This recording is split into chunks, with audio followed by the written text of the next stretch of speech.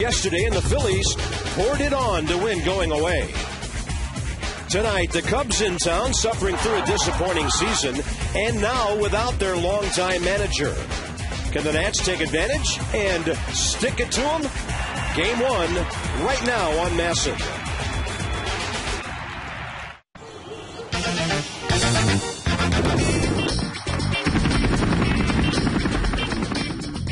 It's a great day for baseball.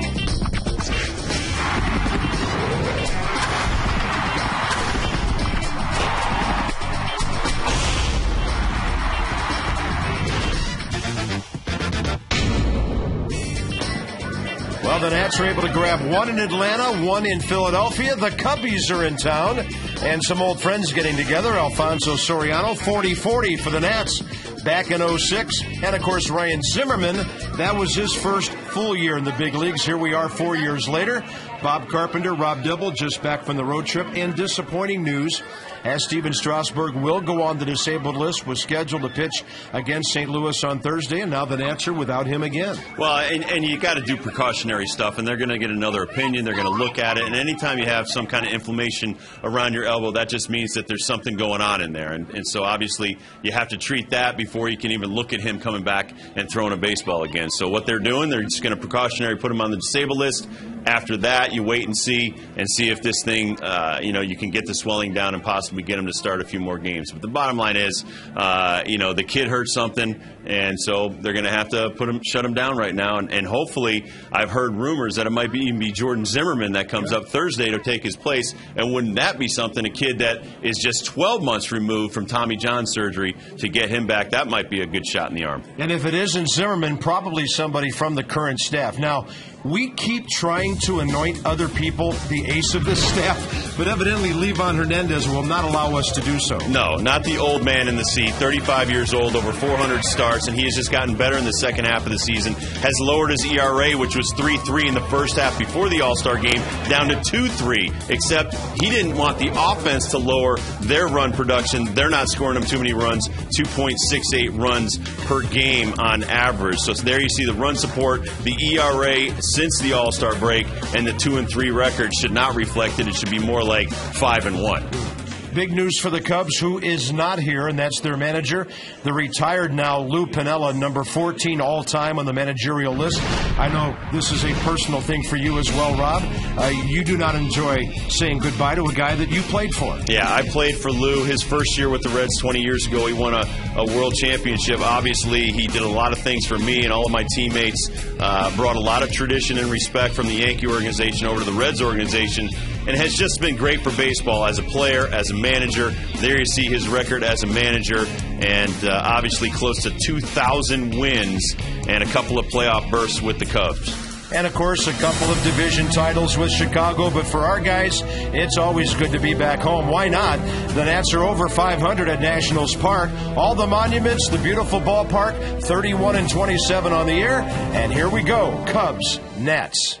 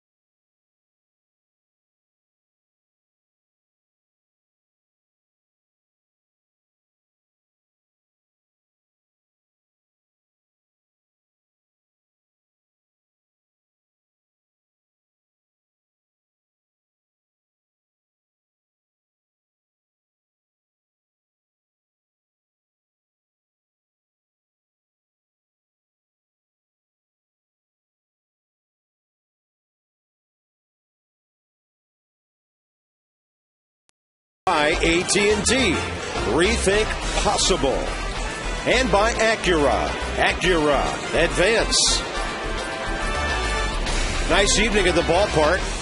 Things have cooled off a bit. We have cloud cover, and it's starting to feel like late August. Here it is, the 23rd of August, final week of the month underway. Aramis Ramirez, he's the one Cub who's done considerable career damage against Livan Hernandez. And why not? Livan's faced these guys 21 times in his career. Alfonso Soriano is 5 out of 18, and Marlon Byrd 9 for 26. But neither of them a home run like the 4 that Aramis Ramirez has off the veteran right-hander. Looking for win number 165 tonight, his 9th. Well, he's looking for his 9th win and his 26th start with that very good ERA, Rob, of 3.06. Yeah, look at the innings pitched, the earned runs, only 10 home runs allowed. Let's go a little bit deeper. Let's go with the PNC Bank Scouting Report. The keys to Livan Hernandez's success, achieving success today. Spin it and win it. He's going to change speeds from 65 to 85. Give him a hand. Well, let's score him a few runs. As we said in the open, giving up 1 run less per start in the second half. And boy, will we be lost at sea without this guy going out there every 5 days. Mr. Dependability. Defensively, the Nats. Bernardina, Morgan, and Harris are on the outfield tonight. Alberto Gonzalez is up the middle with Adam Kennedy. Ryan Zimmerman, Adam Dunn at the corners, and Pudge. Mr. Rodriguez behind the plate. He's thrown out 35% of opposing base stealers. That may or may not be a meaningful stat in this series. The Cubs are not a running ball club. Here's the former Dodger Blake DeWitt to lead off the ball game. And he looks at one that swings back for a strike. We're underway at 7:07 Eastern Time. Cubs on the road this year, just 23-36. And DeWitt's been a good find for the Cubs, hitting .318 since coming over. That's an easy fly ball for Willie Harris. Visit train.com to find a dealer near you. Hard to stop a train. Game time temperature 81 degrees and the humidity in the mid-50s. Well, the Cubs got DeWitt in that trade with Los Angeles Dodgers. He wasn't fitting into their plans in the future, and they wanted Ted Lilly and also Ryan Theriot, or Theriot. And both of those guys have performed pretty well for the Dodgers. This kid stepping in has been an interesting story. 20-year-old Starlin Castro from Monte Cristi of the Dominican Republic. It's only his 4th year in professional baseball. And he's having one of the better rookie seasons by any Cub in recent memory. Look what he's done since the first day of July.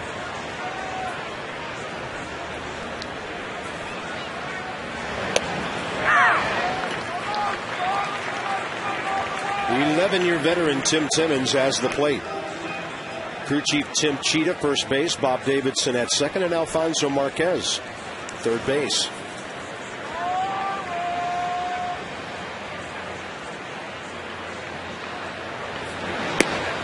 A little bit outside from Livan, 2-2. That's pretty consistent stuff right there. 316 against both lefties and righties. Here's one for you. He's having almost as good a rookie season as Bill Matlock did in 1974 when he hit 313 for the Cubs.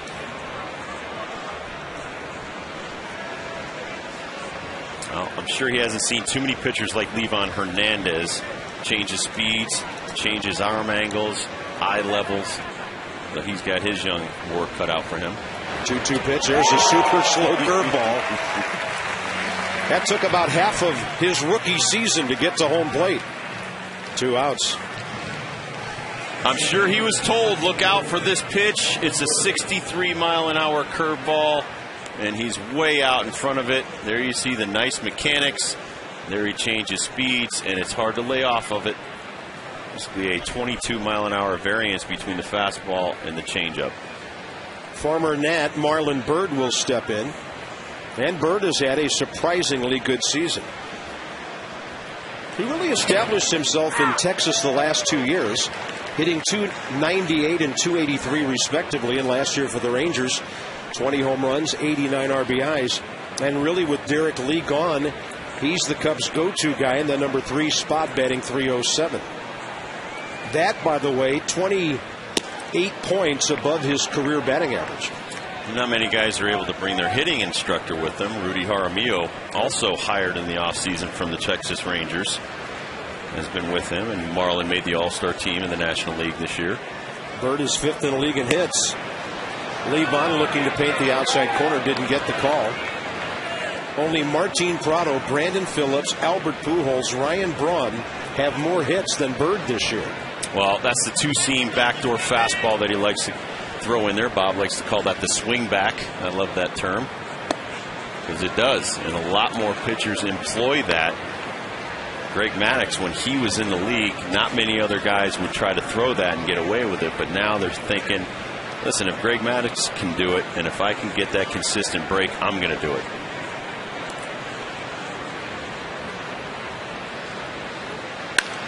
Bird to right center. Extremely well hit, but there's a fast right fielder out there named Willie Harris. 1-2-3 for Levon Hernandez.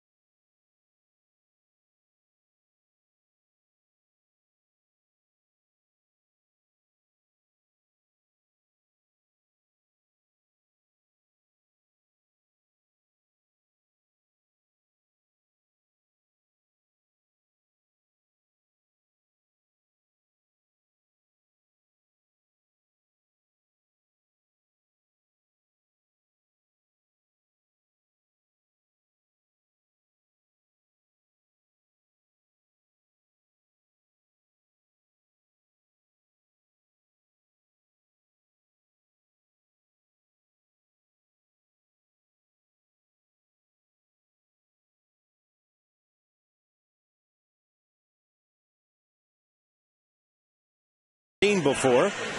Washington 10th in the league in hitting, 14th in runs. And Ryan Zimmerman has been on fire in the last month or so. Right now he's 7th in the league in hitting, on base percentage, in the top 9 in home runs, in the top 5 in slugging. And it's interesting that Zimmerman's hitting the ball so well, with Adam Dunn 6 for his last 49.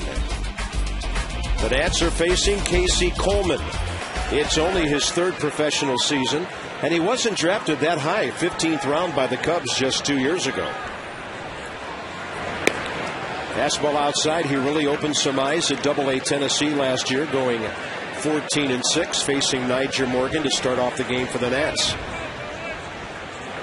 And Niger, since coming off the DL 4 games ago, has 6 base hits. Coleman, 23 years of age, had a birthday in July, 6 foot 180. He is from Cape Coral, Florida. 3-0.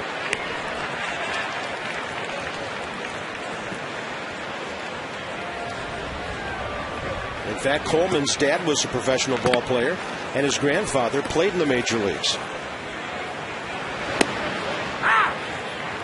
He's a control guy, a lot like Levon Hernandez, and you don't see too many coming into the league at 23 years old. Not going to throw it past you. Niger takes a high strike, and it's 3-2. They have faced a similar pitcher, and Mike Leake, the rookie with the Cincinnati Reds. And Morgan will hit it out to center. Oncoming is Marlon Bird. Got a good jump and makes the play look easy. PNC Bank scouting report for the achiever in us all. And for Casey Coleman, 23, this is his 2nd major league start. Take a breath. Has looked a little bit anxious 16 hits and 13 innings pitched coming into tonight. 8 walks, and those walks are going to haunt you. And he's got a 7.8 ERA. And obviously, I can see the left-handers, Bob, right now hitting 348 off of him with a 464 on-base percentage. Well, there's another lefty, Kennedy. Dunn, Bernardina, Harris later in the lineup. And Adam Kennedy has a batting mark of 262. Over the last 5 or 6 weeks for Adam, and I think he's the one guy who's prospered the most after the departure of Christian Guzman, getting a lot of at-bats and batting .301 his last 34 games.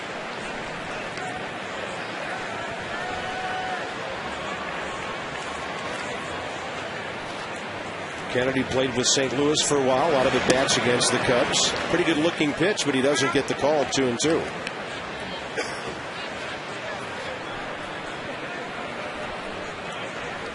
Not a lot of the East in action tonight, but the Phillies and the Braves are. We'll tell you about those games in a moment.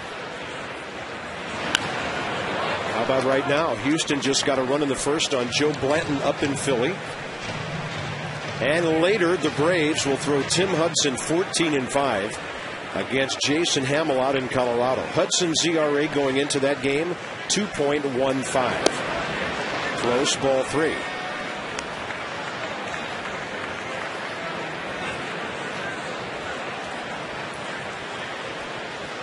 Kinetic here on the pitch track. He's going to try and do a little swing back action, front door style on Adam Kennedy.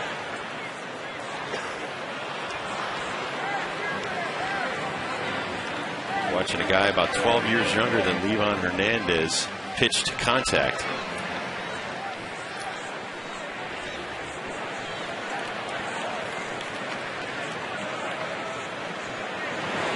Kennedy, pretty good at bat. And the ball goes twisting off the hands of Blake DeWitt. That'll be his 13th error of the year and his 6th since becoming a member of the Cubs. It looked like he was squared up to the ball, but then it appeared to be moving from side to side on the ground. Well, he came up to the major leagues as a third baseman. He's converted over to second base. Right there, it just looked like he let it take an extra hop, and that extra bounce eats him up. Looks like he stuck his hand in front of the glove. Thus, E4. Here's Zimmerman. 17 RBIs his last 21 games. Well, the Nats are a running ball club. 93 steals, obliterating their mark of last year. So the Nats are a cinch to be well over 100 steals by the time the year's over. The only 2 teams over 100 in the league, the Mets 111, Padres 106. Last year, the Nats stole 73 bases the entire year. Zimmerman high in the air, right field corner, and a long run, and Tyler Colvin can't get there.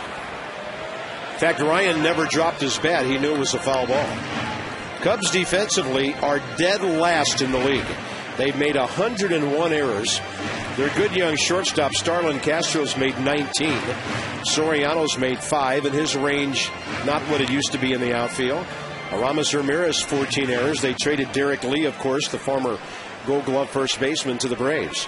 They got Giovanni Soto back off the DL today, and he's behind the plate.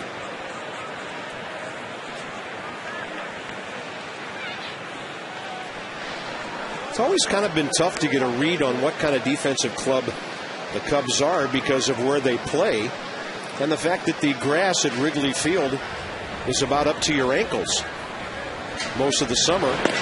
They've never had just really great infielders there with lots of range, but you hit the ball on the ground at Wrigley Field, it doesn't go anywhere.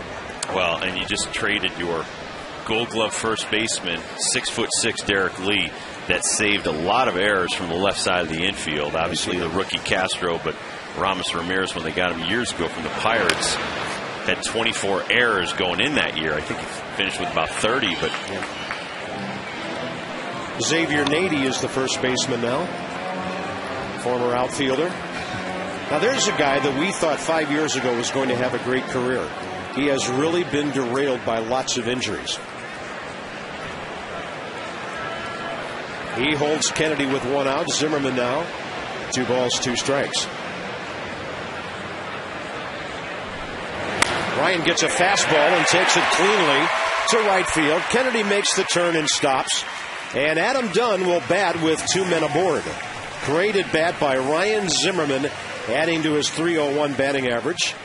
Levon dominates the Cubs lately. He's 11-6 career against him. And Adam Dunn, it's really amazing. Something like 40% of his career hits against the Cubs leave the ballpark. Cubs have been hitting well with runners in scoring position. Adam Dunn has 41 home runs against the Cubs out of 106 hits. Are you kidding me? That is 39% of his hits against the Cubs go yard.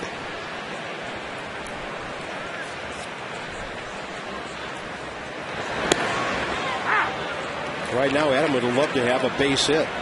6 hits, 49 at bats in his last 14 games.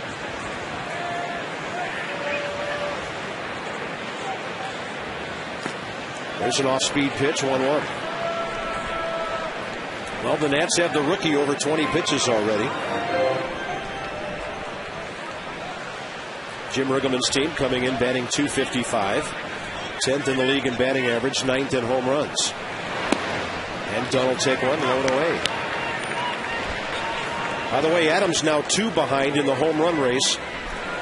In Pittsburgh, Albert Pujols has just hit his 33rd of the year. First inning.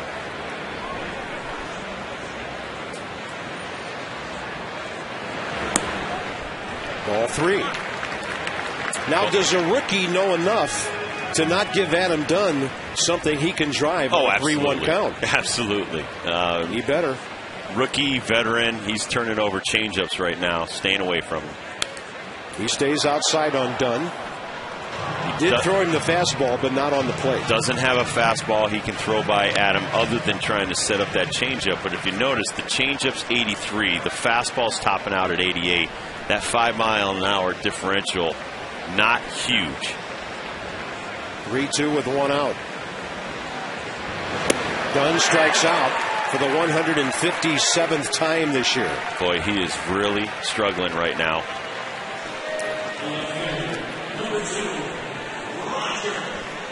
Coleman, 2-seam fastball. He rides it away from Adam, tries to get him to go to left field. And here's Roger Bernardino, who's on a 5-game hitting streak.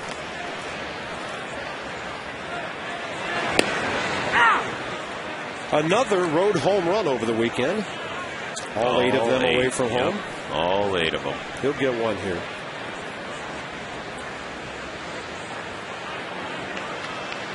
Target away. And Bernardino high in the air. Center field.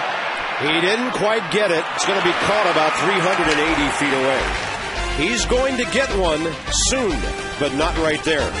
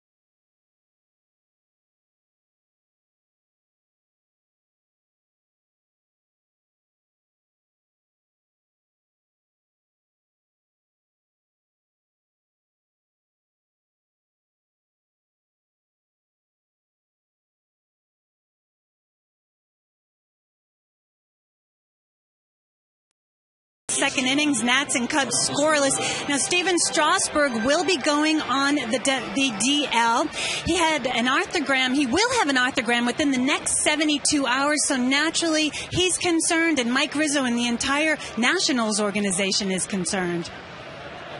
It's always concerning when a player walks off the mound in pain, a pitcher. So we're concerned. We're not going to mask that, and it's something that we know what Steven means to the organization, and certainly I'm anxious and would love to see a positive resolution to it. So again, the arthrogram will take place within the next 72 hours. Mike Rizzo also told me that Jordan Zimmerman is a possibility, one option the team could consider if they don't go to the bullpen and take one of the relievers for his start on Thursday. Bob? All right, Debbie, top of the second inning, Aramis Ramirez on a 1-0 count. And a breaking ball is popped up right side. Pudge over near the screen and just over the screen. Fans, ushers getting out of the way. All right, Rob, what about an arthrogram? What is it? What does it do? Well, an arthrogram is where they are going to take like an X-ray. They're going to put dye in his arm so they can see a better 3D image of the arm. The MRI can only show you so much, and then you start injecting dye into the area around his elbow to see what it's like. I mean, I had one in my shoulder, and they shove this thing in your shoulder, and they kind of manipulate it while you're under a little bit of pain medication, and they need to get a better look at it. They want to make sure that there's nothing torn in there. And when you're talking about ligaments and muscles and flexor tendons, things that could possibly come away from the bone, that's the scariest part about an elbow. The shoulder, a lot of big muscles protect the shoulder, but the elbow, ligaments and tendons are the only thing that really protect the elbow, and that's the scary part about an injury there. 1 ball, 1 strike to Aramis Ramirez. 375 career against Levon. Hitting for power. 19 home runs, 63 RBIs, but only hitting 244.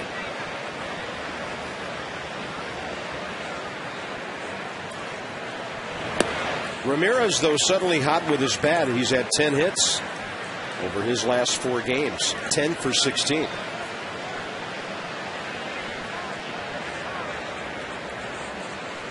Great numbers as a Pirate and a Cub against the Nats. And I think it's pretty obvious that Levon didn't want to have a whole lot to do with him. Levon knows what those numbers are we were talking about. And one of the things we marvel at, Rob, when he pitches is how he picks out certain hitters, and no matter what the situation, they are not going to beat him. No, he's not going to ever give in. That's what makes him a guy that's won an awful lot of his ball games over the course of his career, and what makes him so difficult, because going up there, most pitchers, you're saying, okay, 2-1, 3-1, maybe the guy 50-50 chance he's going to throw me a fastball. With Levon, he's probably going to throw you something really slow. Yeah. Xavier Nady, we told you about the injuries. He's coming off Tommy John surgery. He was out nearly all of 2009 with the Yankees, only had 28 at-bats the whole year.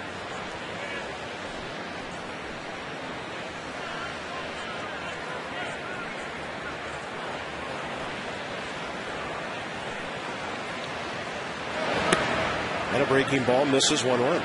This guy came out of the University of California, Berkeley, a 2-time All-American. And in the Pac-10, he had a higher slugging percentage than Mark McGuire had at USC. I mean, everybody thought Xavier Nady was going to be a superstar. Broke in with San Diego in 2003 after they drafted him 3 years before that in the second round. He launches one over the glove of Gonzalez, and the Cubs have their first base hit. 2 on, nobody out, with a good-looking first-year player, Tyler Colvin, coming in. Looks like a breaking ball that doesn't get down enough in the zone. Nady is all over it. Might have gone up there looking for something off speed against a guy that throws a lot of off-speed stuff. And luckily, he only got a single right there. Let me finish up on this arthrogram. They put a contrast medium, something that can show up while they're taking the X-rays. It's done to give you different angles of the joint, a slice-by-slice basis analysis. So you can imagine going slice-by-slice through these films of the area that they're doing and give you kind of a 3D thing, which is what the MRI does also. So they're going to do as many tests as they can to make sure there's no structural damage in that elbow area. 2-0. Tyler Colvin, 24 years of age, from Augusta, Georgia. Played 3 years at Clemson.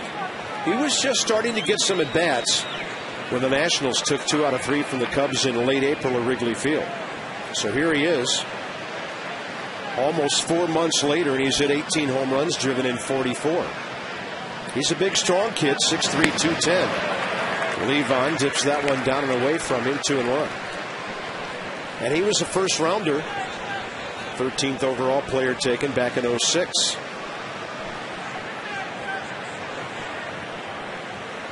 Former Nat Alfonso Soriano batting 7th in this lineup.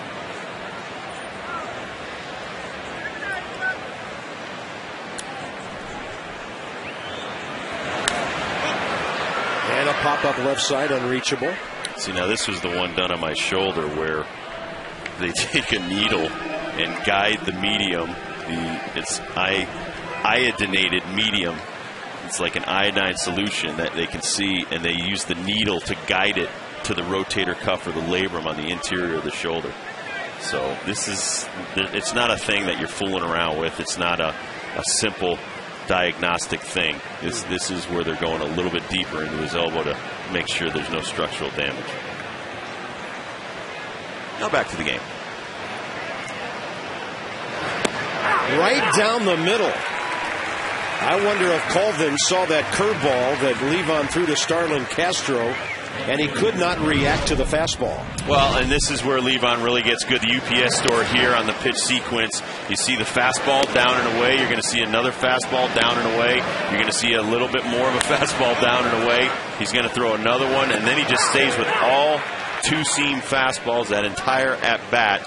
He just maybe changed speeds a little bit, different angles on it, and he put away Colvin.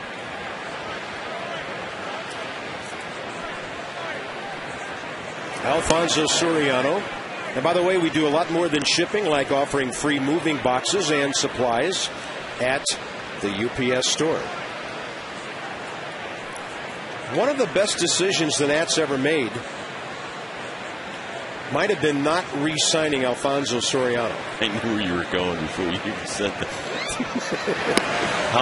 How much did it save the Nationals? $146,000. $146 million. Million, I mean. Roughly $18,250,000 a year. And the Nats, in compensation, got Josh Smoker, Michael Burgess, and Jordan Zimmerman.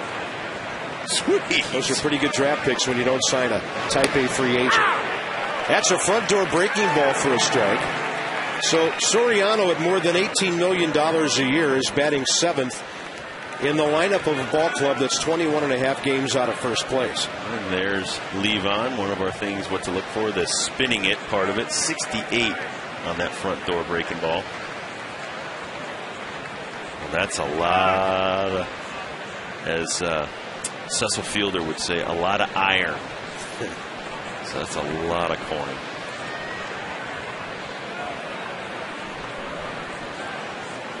One-two pitch. Soriano is gone, looking at a fastball. Well, nobody can pull the trigger on that mid-80s heater right now. Well, he just looked at a 68-mile-an-hour curveball. There he is, right over the plate, and then he gets the two-seam, tailing, swinging back fastball into the lefty batter's box, over the plate, and see you later.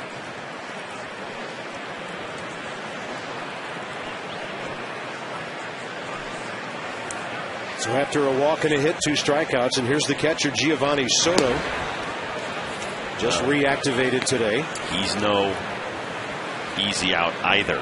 Nothing but big home run swingers in this lineup. Ramirez 19, Colvin 18, Soriano 19, Soto 15, all home runs.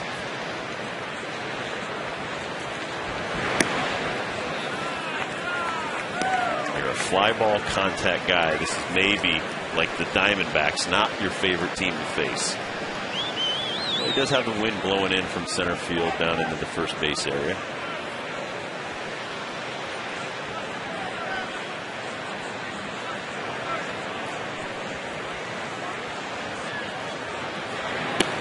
There's that slow one on 2-0. Giovanni Soto, by the way, sprained ligament right shoulder.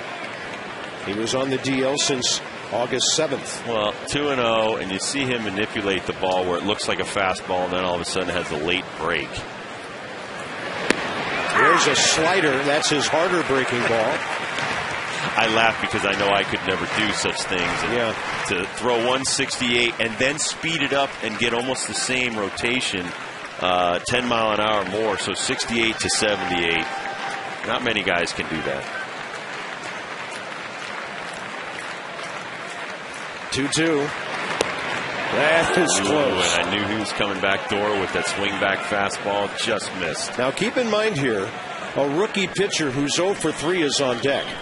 So Levon does not want to throw something right down the middle here. Very close there on the Masson pitch track. He'll be happy to get Soto, but if he walks him, it's no big deal. All right. Bases loaded, 2 outs. You cannot throw a ball down the middle to that hitter when you have 0 for 3 career Casey Coleman coming up, even though he is a left-handed swinger.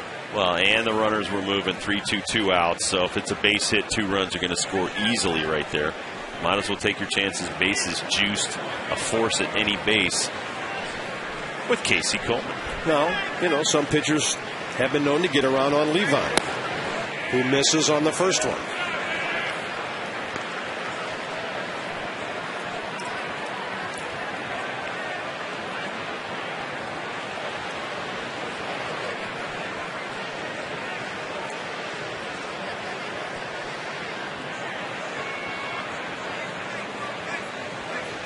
Way outside.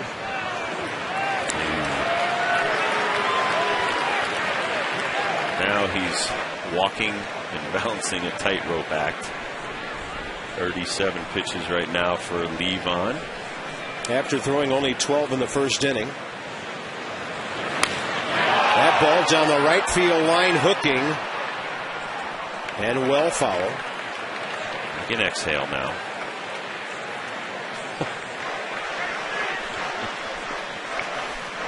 I don't think either one of those gentlemen found that amusing. Well, from the first base dugout, that thing looks fair for a long time. I mean, we have the God's eye view up here. We know fair and foul pretty much right off the bat.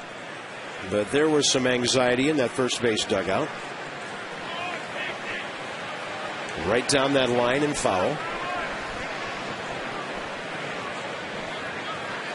No score, top of the second. Levon trying to keep it that way.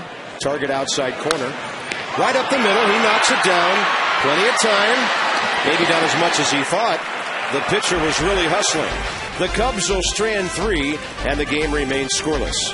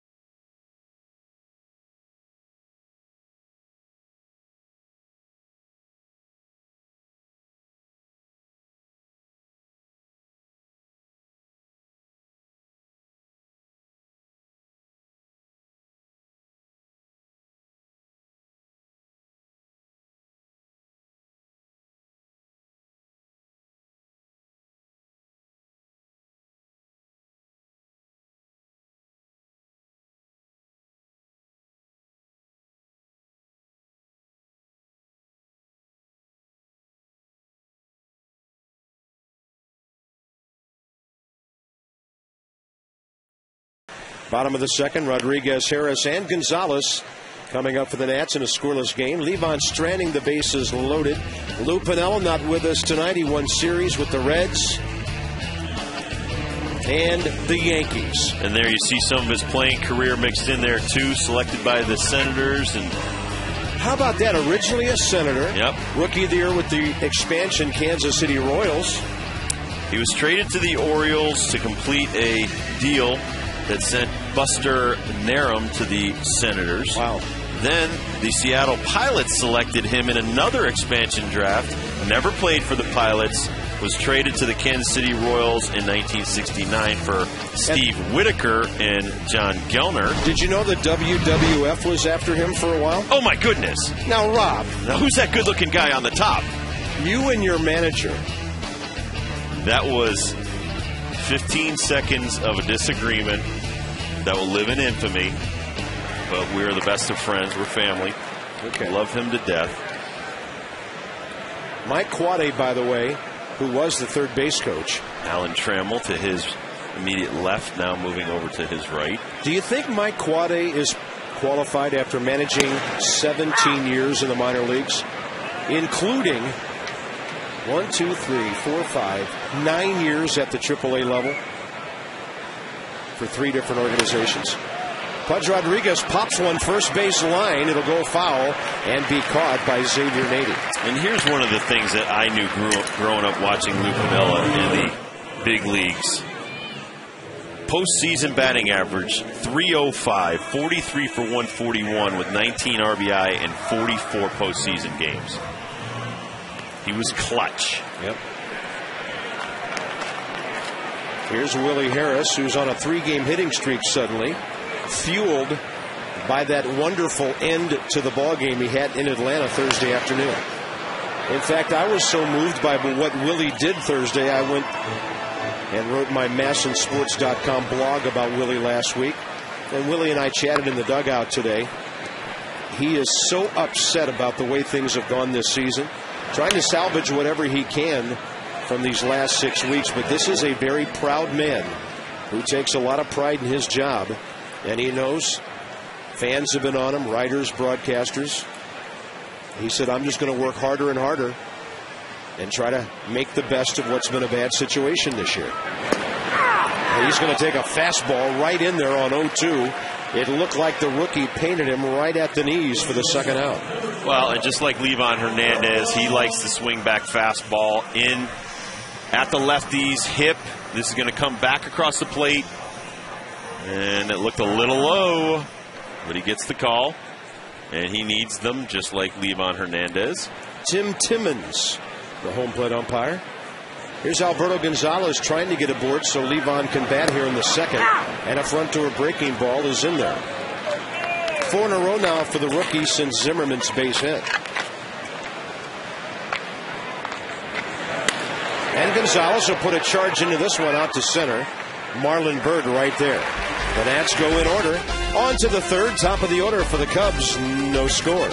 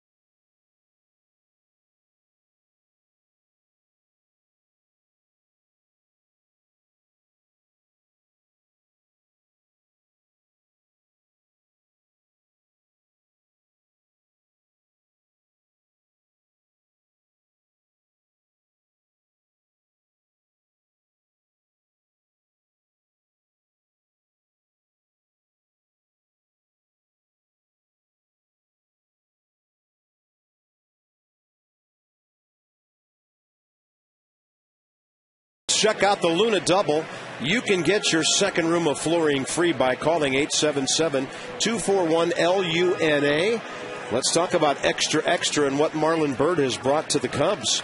He's turned out to be their best pickup of the year. Multi-hit games, top 3 in the league. 3 hit games and 31 doubles has him in the top 6. Here's Levon against Blake DeWitt, who flied out to Willie Harris to start the ball game, and that's on the corner.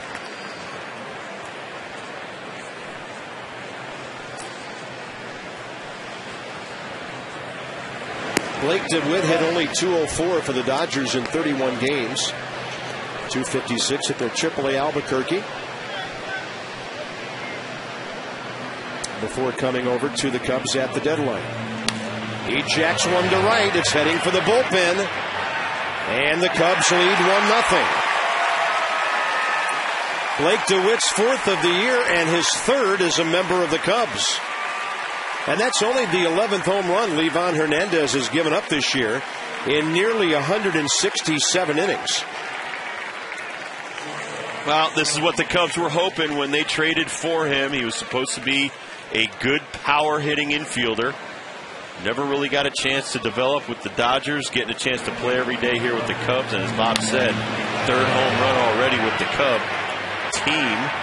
That pitch down and in, and he just kind of went with it. And short to the ball, dropped the head of the bat, and killed it into the bullpen. He now has a 5-game hitting streak, 6 for his last 12.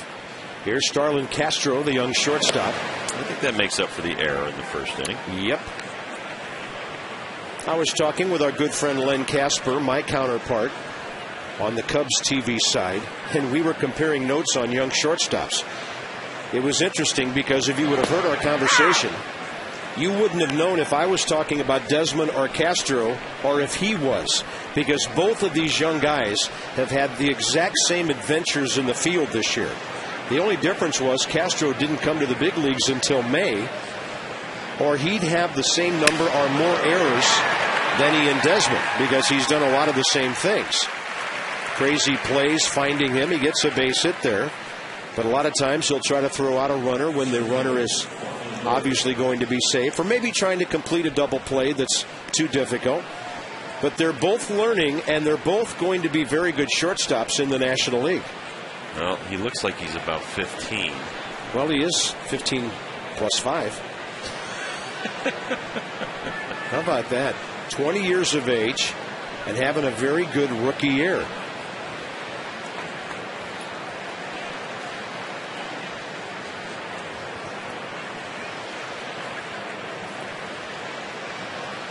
Here's Marlon Byrd.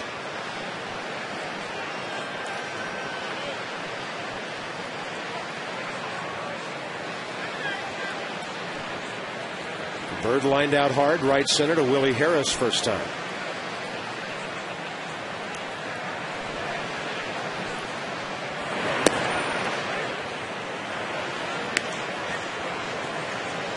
A little bit different result so far going through the lineup the second time for Levon. You know he's going to throw a lot of off-speed moving stuff, and they're waiting for something that's in the hitting zone.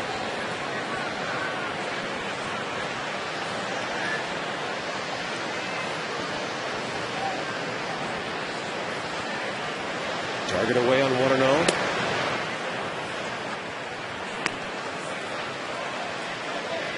Pretty consistent. Yeah, very consistent.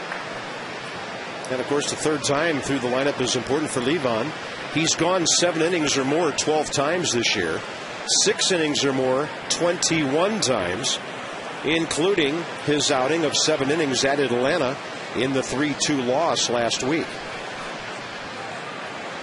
Runner goes. Pitch low. Pudge a bullet. He got him.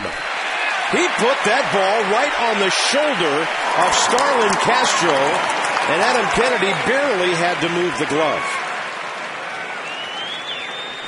Now, this is why Pudge is going to the Hall of Fame. Don't love Castro with his hands on his legs right there. That little bit of hesitation on the start of his stealing second base. Ball's in the dirt, comes up throwing, and as you said, Bob, right over the chest of Castro. Right there for Kennedy. Bye-bye. Pudge Rodriguez, 37%. Caught stealing now as a Nat. And the interesting thing about that number is that's 5% below his career. Can you imagine playing 20 years and you're 42% caught stealing? That's why he has 13 gold gloves. Well, they should give out a Golden Arm Award too then. That was a bullet. 2-2 to Bird. Target away. And Marlon Bird was reaching to foul it off. Well, to show you what a struggle, and I said this the whole series in Philadelphia, Roy Oswalt, with his outing yesterday, Bob, 16th time out of 26 starts this year, 7 innings or more. The rest of the staff, other than Livan Hernandez, 13 times have gone 7 innings or more. So that's one department we must improve greatly next year. We think the count is 3-2. I mentioned 2-2, taking that off the scoreboard. But we think they might have omitted the pitch on which the runner was thrown out. You catch a foul ball anywhere inside the bases here at Nationals Park, our camera will find you. We'll give you an ugly orange shirt. Just kidding. Wow. Just kidding. 2-2 pitch. It's either a Tennessee shirt or a burnt orange Texas Longhorn shirt. Well, you know, and be careful. UVA's got some orange. Oh, that's right. Although we are in Washington.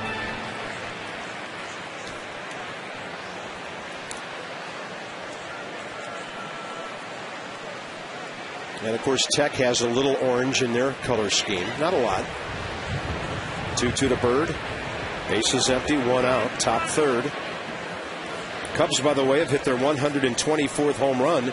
They are in the top 5 in the league in home runs.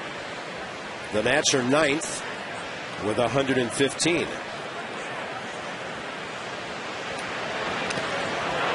Marlon Bird, that one got him. He's limping around like it got him on his foot. I thought initially it hit his hands. I think it did. And maybe deflected straight down. Got him on the top of his right foot.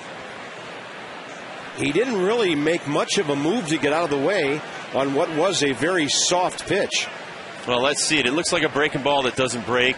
It spins. It looks like it hits his right hand on the inside part. And here you see it. Look at the bottom hand. It's going to hit right near the wrist, come down, and get him right on the top of the toe. Oh, man. So that's a double whammy. Their trainer Mark O'Neill out to help him. So the hand hurts and the toe of that shoe. A hammock bone? What they call the back of that? Yeah, that's it's a little. Hand. They say that's a little bone in your wrist that serves no purpose whatsoever, and it's shaped kind of like a fish hook. And I remember your friend Jose Canseco hurt his hammock bone at some point of his career, and I think some of the guys who've hurt that bone or broken it, they go in and take it out, and it's just gone. It doesn't really do much. Well, I know Jeff hurt. Bagwell always got hit on the back of the left hand. They finally made a protective pad that he wore on top of his batting glove on that hand. Evidently, Marlon's getting a lot of sympathy from Adam Dunn. I'm sure Adam's gotten a few shots to his hands and wrists and forearms over his career. 1 on, 1 out, and here's Ramirez, and Aramis walked his first time up. And a reminder, if you weren't with us in the top of the first, he's had great career numbers against Livan.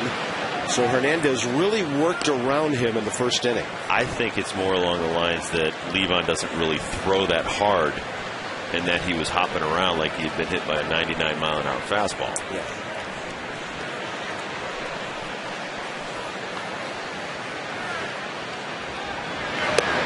Breaking ball misses, 2-0. Cubs are showing some patience this second time around the order. That really started in the second inning. That's painful. 4 home runs.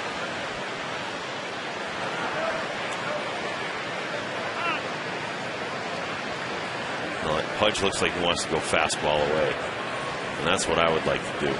take this guy the other way, see if he can beat you the other way, because a hanging breaking ball, that's what I think of Ramos Ramirez is thinking he can drive. Well, this is a dangerous count right here. There is the breaking ball. It backs up and stays way inside, 3-0. Well, he has lost the touch on that breaking ball, and that hinders him a little bit. He likes to go to that breaking ball when he's behind in the count. He's able to locate it for strikes. That's what he hit Bird with.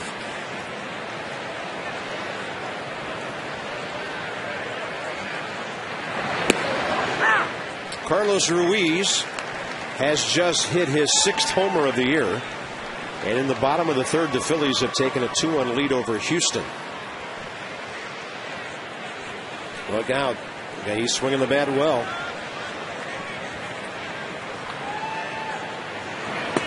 Breaking ball away.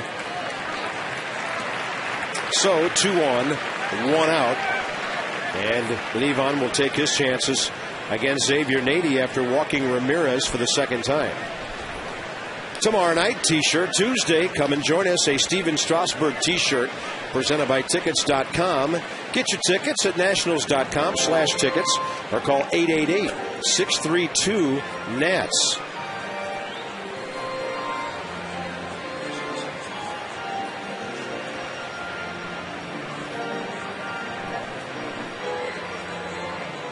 Steve McCaddy, Pudge Rodriguez, Alberto Gonzalez surrounding Levon.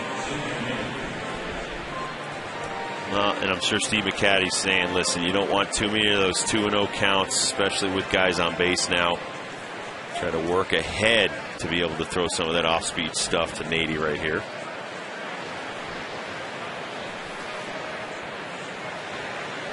Cubbies with 2 runners. In fact, Levon hasn't retired a hitter this inning. The only out, the caught stealing by Starlin Castro.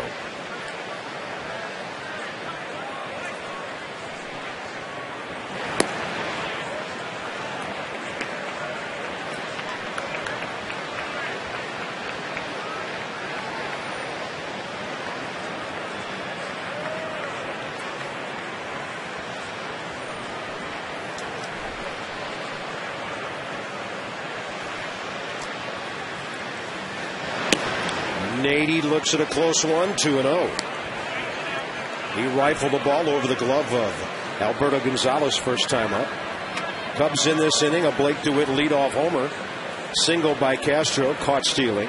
Bird hit by a pitch. Ramirez walking on 5 pitches. And now Levon's way behind again.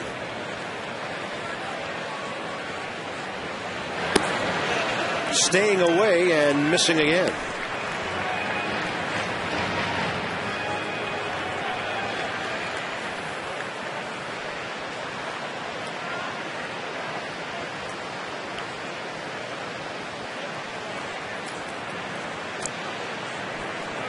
Well, when Levo's throwing the 2-0 counts, hitters hitting 409. So that's not where he likes to be. 2-2 counts, not too bad, 197. Well, Nady will here on 3-1, 2 aboard, be looking to grip it and rip it. 3-1, they're hitting 375 off the Hernandez.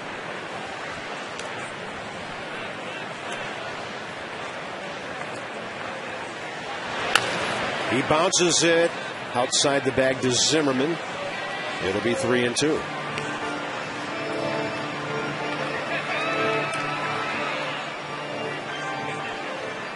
Beautiful evening within the shadow of the Capitol Dome tonight. Nationals Park. 81 degrees at game time as the boys return home for a 7-game homestand. First of 3 with the Cubs. Cardinals in Thursday. Then right back on the road next week. 1-0 Chicago, top of the 3rd. A 3-2 pitch with 2 on. Runners are going, and Nady fouls it right side. Marlon Byrd is a good base runner. He has good speed. Very smart ball player. Nats never really got to see a whole lot of him when he was here back in 06. And parts of 05 as well. 74 games one year, 78 the next. He had 264 and 233 here.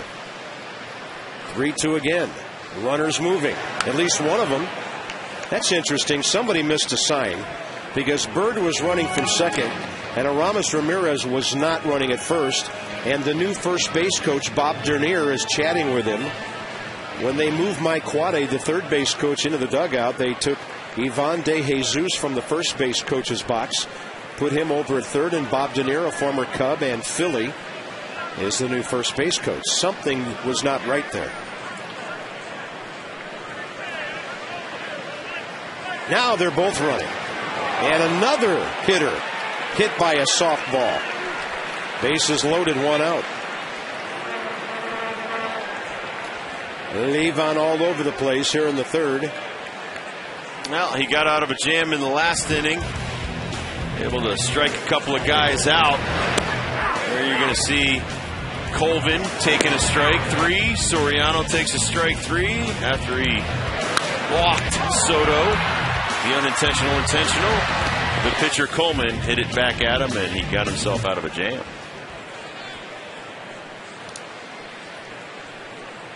Miguel Batista up early. We don't usually see anybody up this early when Levon Hernandez is starting a ball game. Man, that's a good looking pitch. Didn't get the call.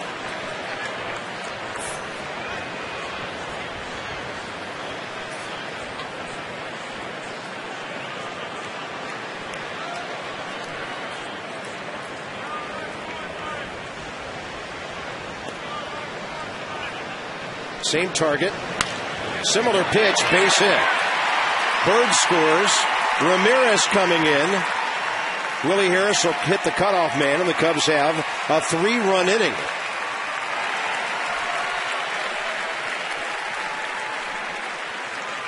Well, the last 3 hitters got aboard without swinging the bat. Had to happen sooner or later, and Chicago leads 3-0. Colvin gets a pitch down and away, but it's too close to the hitting zone, and Colvin's able to sneak it through the right side of the infield, and 2 runs are going to come in. You see Ivan De Jesus waving them in. Here's Alfonso Soriano.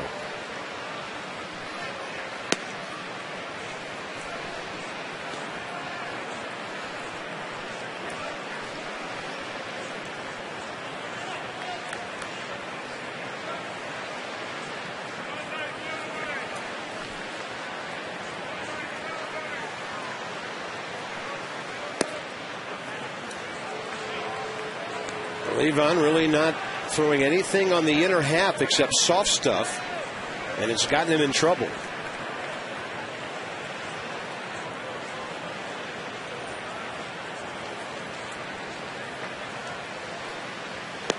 Soriano thought he was getting a 2-0 fastball, didn't he?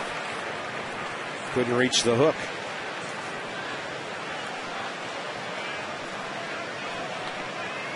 Catcher Giovanni Soto is next.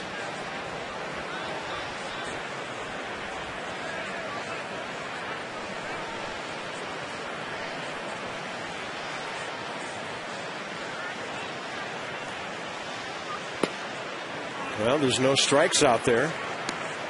Well, you're always one pitch away here with 1 out from rolling a ground ball double play, and Levon's trying to get him to reach out for something, be off balance, but Soriano, like a Chase Utley, is just all over the plate. Levon has now thrown 60 pitches in the last 2 innings. 3-1 pitch. Soriano with a pop fly, right field line. Willie Harris, long run, and that's a fair ball. 2 runs will score, and Soriano is at least going to third base. They're going to hold him there with a 2-run triple. 5-0 Chicago. A little blooper right on the chalk line. I think they're playing Soriano to pull. Willie Harris has a long way to go. Makes a valiant effort. I'm not so sure that that ball was fair. Let's see where it hits here. Yeah, it is. Good call. Great Exmo, guys. Willie Harris giving it everything he had. Willie really didn't have a chance to play that into anything but the way he did. He was not that near the ball. So there's a runner at third with one out, infield in, and the Cubs have put a 5 spot on the board here.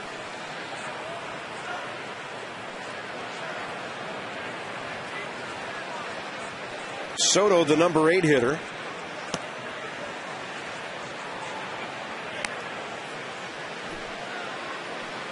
And he walked his first time. So in this inning, Levon has faced 7 batters and still hasn't retired any of them himself. Good looking slider, and the count's even 1-1.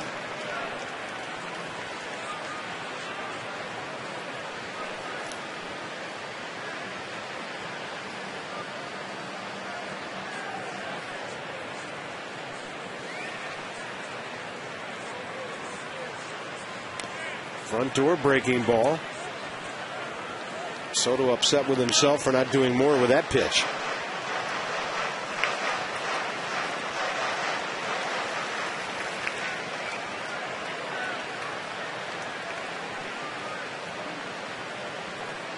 Juan De Jesus telling Soriano, watch the move, make sure the ball goes through the infield before you go for home.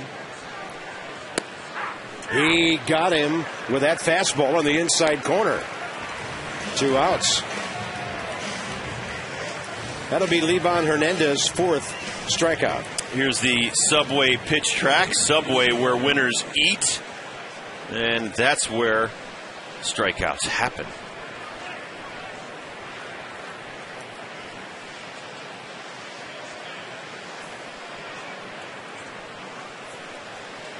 Two outs. Here's the pitcher again. So here we are in the 3rd inning, and Coleman is hitting for the 2nd time. Alfonso still at 3rd.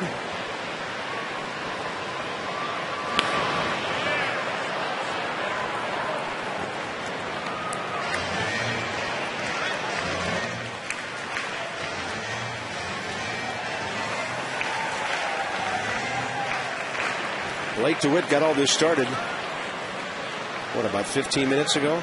With a leadoff homer. It has been a long inning. Levon started this inning with 39 pitches. Right now, he's at 80. And we're told by the digital experts in the truck that it was indeed 21 minutes ago when he led off this inning. Only 5 first pitch strikes tonight, and 3 were in the first inning. Yeah. 1 in the second, so only 1 this entire inning. And a 1-2 to the pitcher.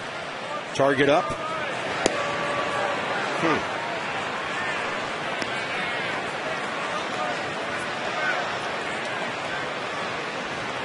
Nationals have won 53 games this year. The Cubs have won 51.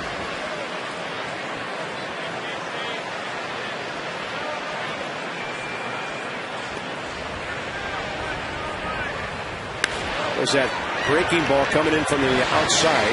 Gonzalez throws him out. 9 Cubs bat. 5 of them score.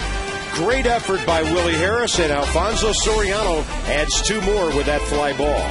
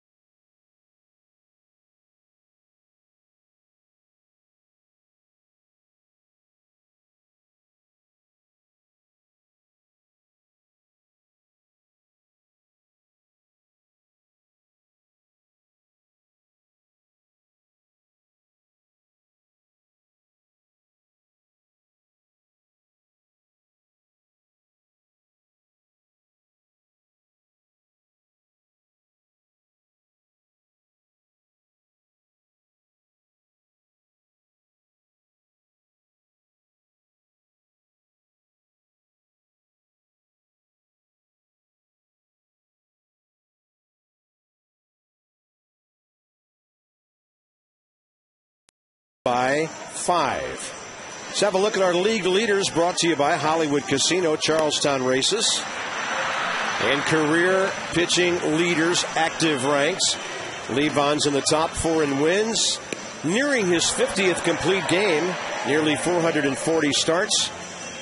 And sometime next year, Rob, and we think he will be pitching somewhere, if not here, 3,000 innings.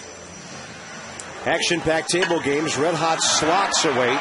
Hollywood Casino, Charlestown Races, West Virginia. Well, Bob, I just got an email from Katie Couric, class of 79, University of Virginia. And she was telling me that the University of Virginia is actually 118.2 miles from this stadium. So why would you consider it close? Because of all the alums who live. Oh, no. You're Mr. Map. No, wait a minute. Wait a minute. You're Mr. Map. Timeout, Dibble. I'm calling it 30s. Katie Couric just she did. Texted you or emailed you? She just emailed me. She was listening to the broadcast. Class of 79, by the way. All right, Katie. Please come up here and help us out journalistically. Well, you were saying it's like right around the corner, like Georgetown. Well, I think if you talk to people around here, it's considered one of our local schools. Which is, by the way, where I ate this afternoon at Clyde's and then went to the famous cupcake. Oh, I was going to say, you ate at UVA today? Wow. No, ate at Clyde's in Georgetown. Okay. I like to stay in the community. He drops Katie Couric, Clyde's, and Georgetown on us in a matter of seconds. 2-2. I'm impressed she has your email. She does. She knows I have a nose for news. 2-2 to Levon, who's 5 for 44 on the year. And a little tapper that stays foul.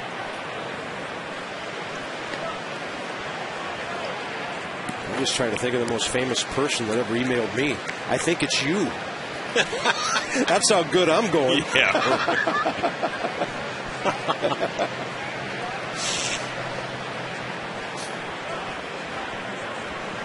Marlon Byrd hurt by that pitch, so Tyler Colvin is in center field now. And Kosuke Fukudome takes over in right. So Levon bounces out to DeWitt.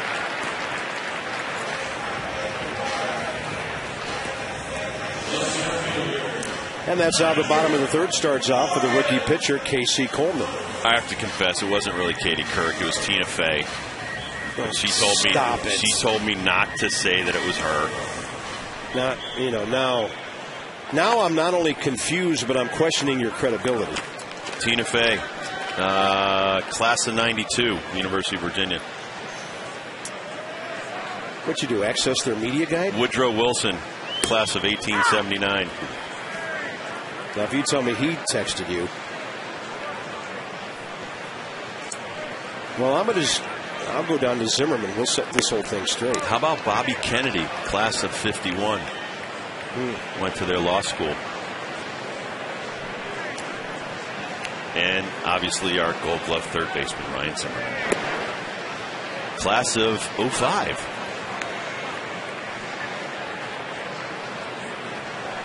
Didn't Ralph Sampson go there? Yes, he did. Wouldn't he be a notable alum? Absolutely, he would. I would think so. He's a heck of a basketball player. I think the only thing Ralph and the Cavaliers ever did wrong was going to the Maui Invitational and getting beat by Chaminade College, the host team out there one year. Only you would remember that. Well, I've been there for 5 of those tournaments, and they do get to play every year, and they're still living off that win back in the early 80s. You would know this young lady, too, Dawn Staley. Oh, yeah. Great Olympic gold medalist, WNBA player and coach, class of 1990. That's a high strike to Niger Morgan, who thought he was on his way to first base, but instead it's the dugout, and that's 3 Ks for Casey Coleman. Well, and all of a sudden Casey Coleman is going from his 83-mile-an-hour changeup to his 79-mile-an-hour curveball back to his 85 to 88-mile-an-hour fastball and making our guys either swing and miss or take that pitch. And according to the pitch track, Tim Timmons gave a rookie pitcher a ball up out of the zone for a strike. Well, maybe he saw his pitching line from the other day, his stats. Well, he doesn't need any help. He's up 5 runs. He's still got an ERA at 6.46. 1-1 to Adam Kennedy, who reached on the error by Blake DeWitt first time. But as I said before, this is kind of like The Apprentice tonight, where Levon, the elder statesman, with over 400 starts, and this is this young man's second. Kennedy high in the air, center field. Tyler Colvin is under it. Now he has to come forward and make a one-handed, backhanded catch. Nats go in order. They're down big as we move to the middle innings.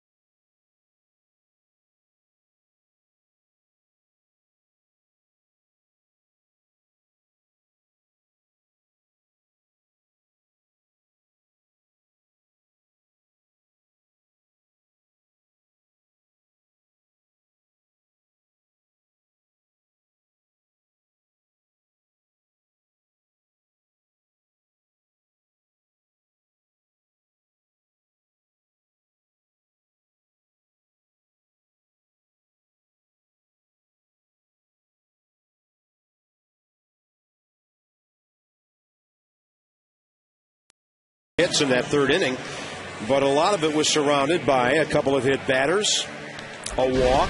It all started with Blake DeWitt leading off the inning. Well, it was a pitch down and in, supposed to be down and away, and he's going to hit it into the Nationals bullpen. Then a huge base hit, and then Soriano, a double down the right field line, turned into a triple. And 2 more runs came in, and so now we're at 5-0 here, top of the 4th inning. And here's Blake DeWitt leading off again.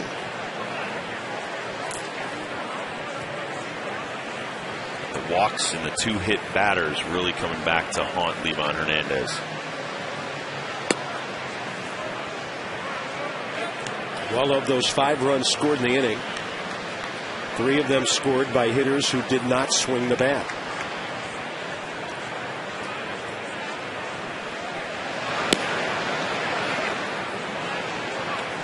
It's interesting. Tim Timmons not giving Levon Hernandez the edges, giving them to Casey Coleman. Yeah, he's giving them to the rookie with the lead and not the veteran who needs those pitches. That's going to be a hit. Adam Kennedy in a pull position. No way he could reach that. And the Cubs now have 6 base hits. Here's our next 5 right here on Masson HD. The Cubs in for 2 more. Then St. Louis shows up on Thursday for a 4-game series. John Lennon, Carlos Zambrano tomorrow, Jason Marquis, Ryan Dempster on Wednesday. Thursday will be interesting to see who pitches for the Nats because Steven Strasburg will not. And Jim Riggleman said today if it's not Jordan Zimmerman, that determination yet to be made, it would most probably be, as Debbie Taylor reported earlier tonight, someone out of the bullpen.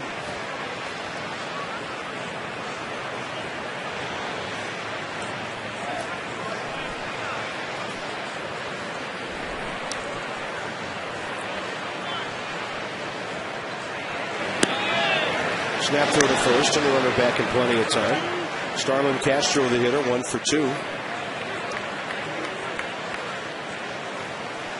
Highest average for Cubs rookies. That's the situation we were talking about earlier. Bill Madlock is right there. Castro with his base hit tonight. 1 for 2. Tuck Stainback back in the 30s. That guy was a tough out. And you don't mess with a guy named Tuck. Has some interesting players on that list. I remember Dwight Smith from '89 hit .324, the Cubs' all-time rookie leader. Billy Herman, one of their best players ever, .314 in 1932. And a bouncer. Levon throws to second. Kennedy there, and that's a 1-4-3 double play. The Nationals turn their 106th of the year.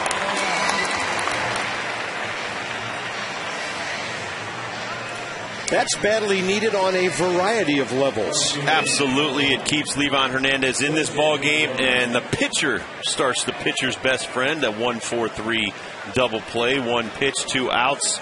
Erases DeWitt after his single, and Castro at first base. And here's Kosuke Fukudome playing right field now. Fukudome at .265. 10 homers, 33 RBIs, and 5 stolen bases. But another Cubs player not really fulfilling the potential that they thought of a couple of years ago.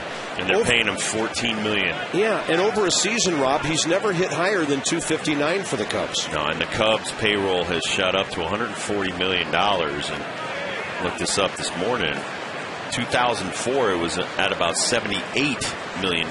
So they have almost doubled the salary of this ball club, and they still have not brought Chicago a championship. So a lot of people disillusioned. They won 97 games a couple of years ago, won the division, got ousted first round by the Dodgers.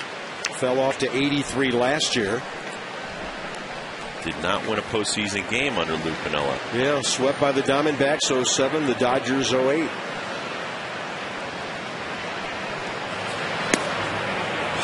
But I mean, the thing about the Cubs now, they are stuck with some huge contracts.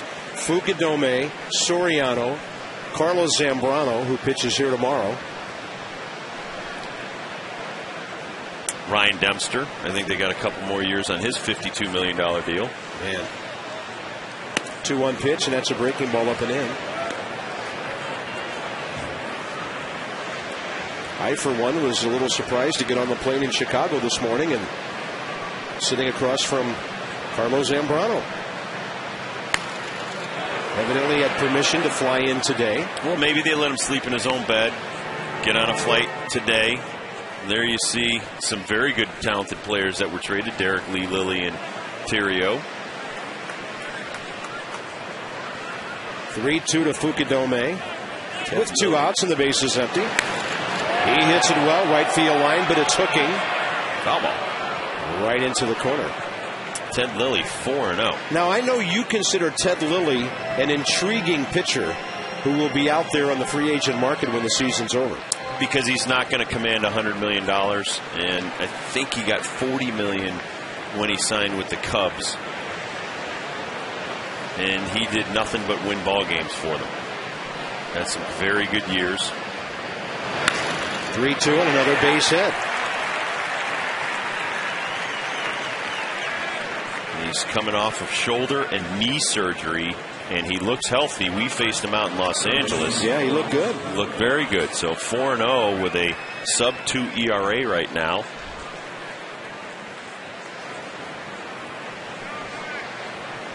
I think that would be a possibility, especially since the Nationals need some older bodies next year moving forward. You need guys that can pitch deep into ball games and save your bullpen. We lead the major leagues now in innings pitched out of our bullpen. Over 400 bullpen innings so far this year. Last year, Bob, we were 6th overall. And we've improved in every category pretty much. Well, let's just say it's an even 400. That's an average of 3 1/3 innings every game for 124 games. So that means, as a rule, the starters get 2 outs in the 5th inning, and it's adios.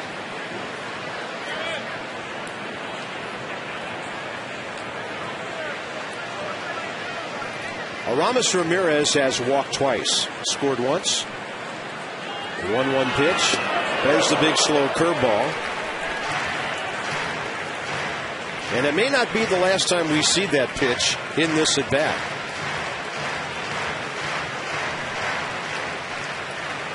Ramirez, who has 4 home runs, just a bit as the Exmo shows the damage there, just out in front of that off speed. I'll tell you, that Exmo, yeah. I didn't think that ball was ever going to show up.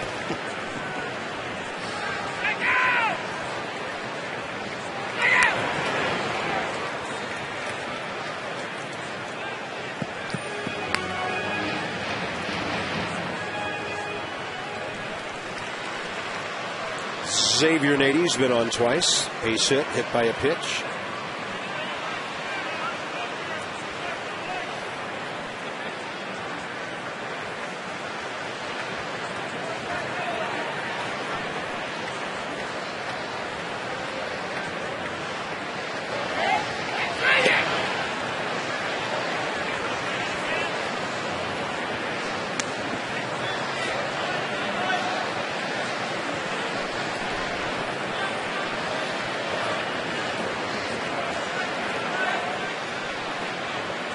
Ted Lilly with the Cubs was 49 and 34.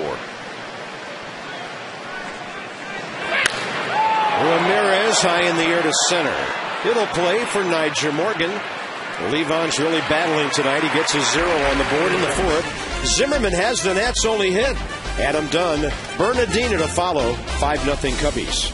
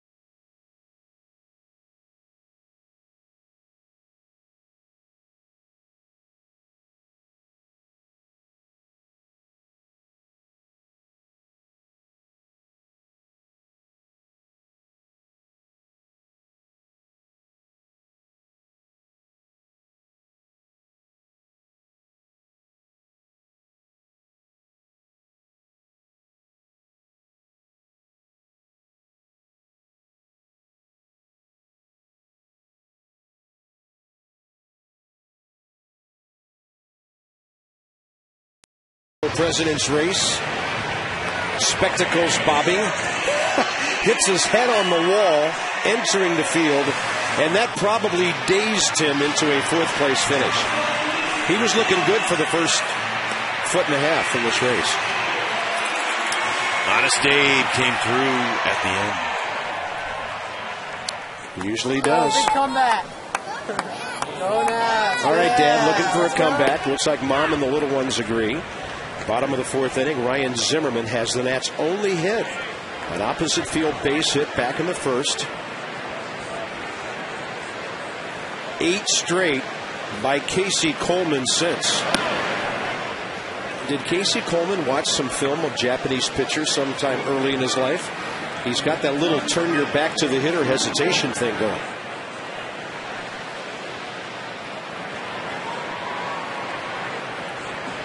Steps off.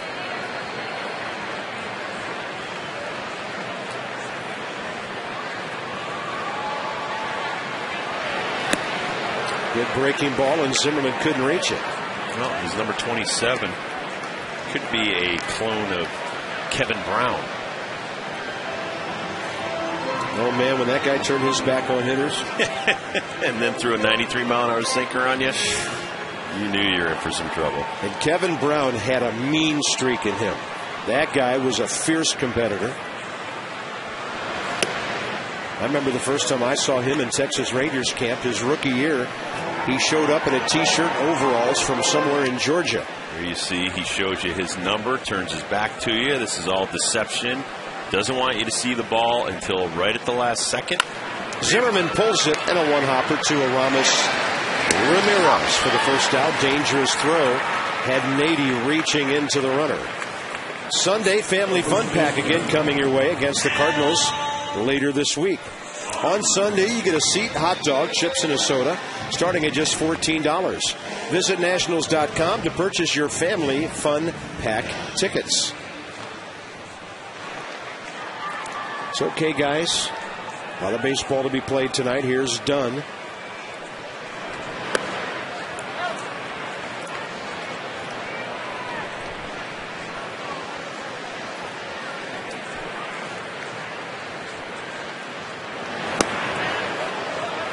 Pulling the string on some changeups with Adam Dunn.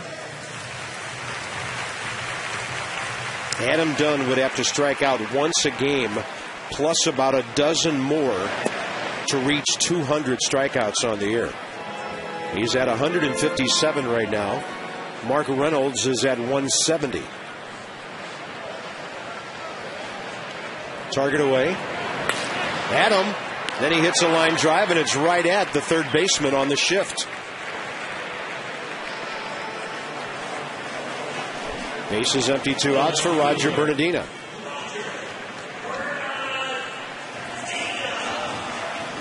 Well, he decides to go with the outside fastball, and he's going to hit it right at Aramis Ramirez, playing shortstop.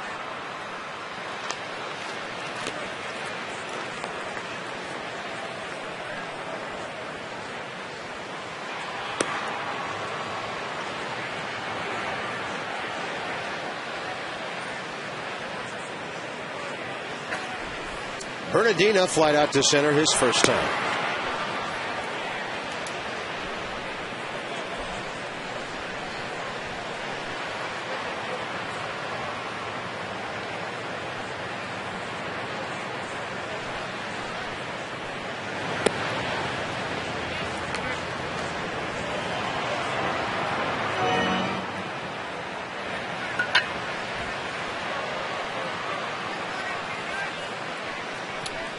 Nats need a runner. They'll take a walk here.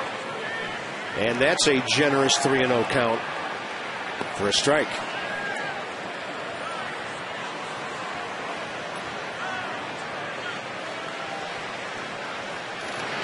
Bernardino will pull it, and that's outside the bag foul.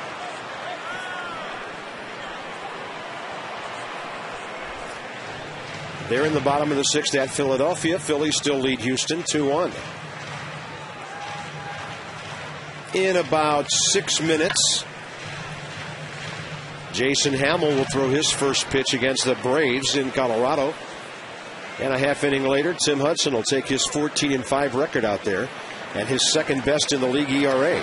Bernardina takes the walk, and the Nats have a base runner with 2 outs. After retiring 10 consecutive batters, Casey Coleman with a free pass. His first of the game. That'll bring up Pudge Rodriguez.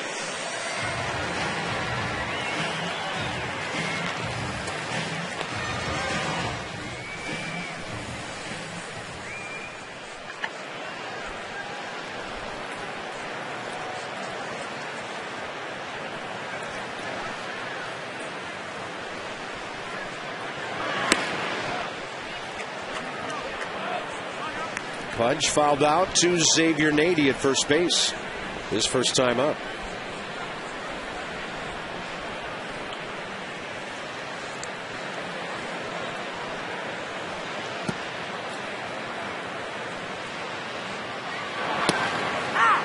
Good breaking ball that drops in, counts even.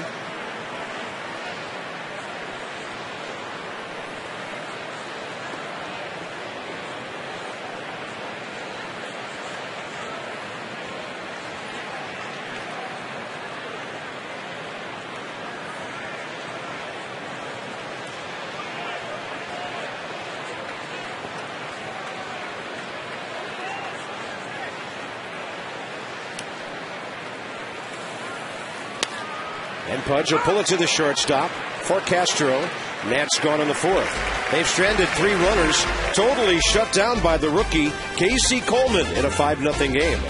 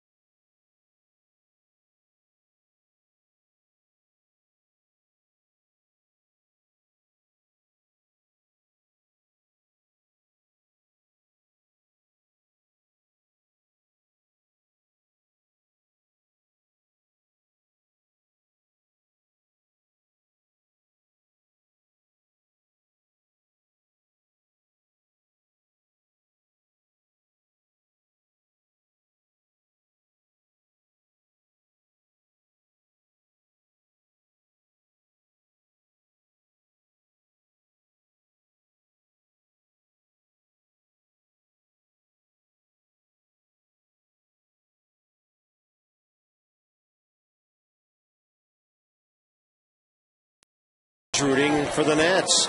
5-0 after 4. Long way to go in this one, but so far, Casey Coleman, the young rookie pitcher, looking good and benefiting from a pretty generous strike zone at this point. And Tim Timmons is helping him establish that outside part of the plate so he can change speeds and do exactly what the older statesman on the other side of the field always tries to do. It's kind of like I said before. You have a guy making his second major league start. You have a guy that's making his 438th start in the major leagues. And so a little bit different, pretty much the same approach where it's a lot of off-speed stuff, pitching to contact, trying to make guys hit it down the end of the bat or up on the label. Xavier Nady, a base hit by a pitch and a run scored. And Levon dips one under his bat for ball 2, 5th inning underway. Levon Hernandez has thrown unofficially 105 pitches through 4 innings plus a 2-0 to Xavier Nady here.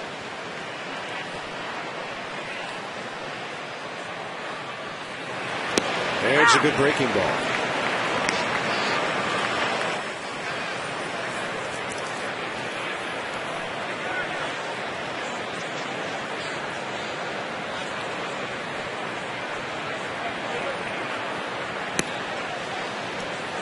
Well, that race in the Central is still sizzling. Edinson Volquez goes for the first place Reds at San Francisco and Matt Cain tonight. Cincinnati up 3.5 on St. Louis. And they lead 6-0 now at Pittsburgh. That ball is rocked up the middle. And Xavier Nady's 2 for 2. And the Cubs have now out-hit the Nationals 8-1. We have AT&T trivia for you. Let's fire up the smartphone and talk about the two managers with at least 1,700 wins and 1,700 hits as major league players. Wouldn't Joe Torre be one of those? You are correct. But who's the other?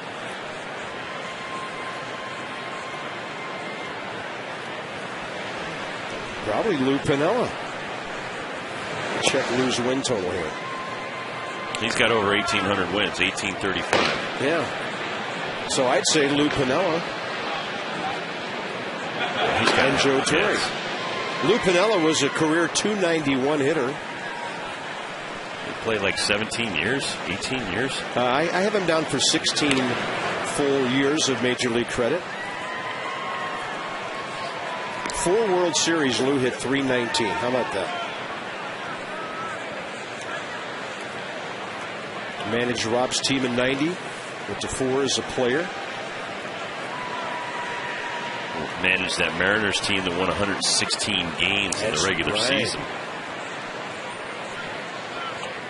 1-1 to Tyler Colvin, who has the 2-run single tonight.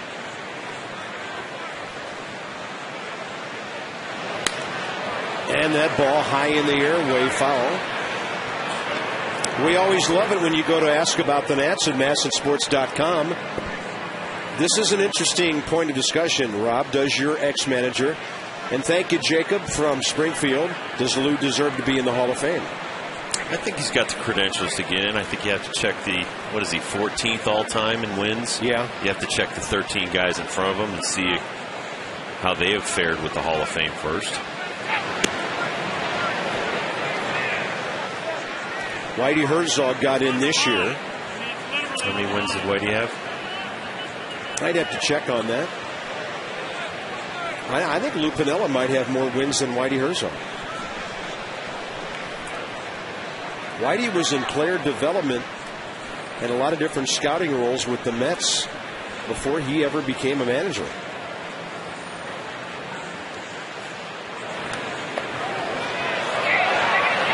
Whitey Herzog, let's see.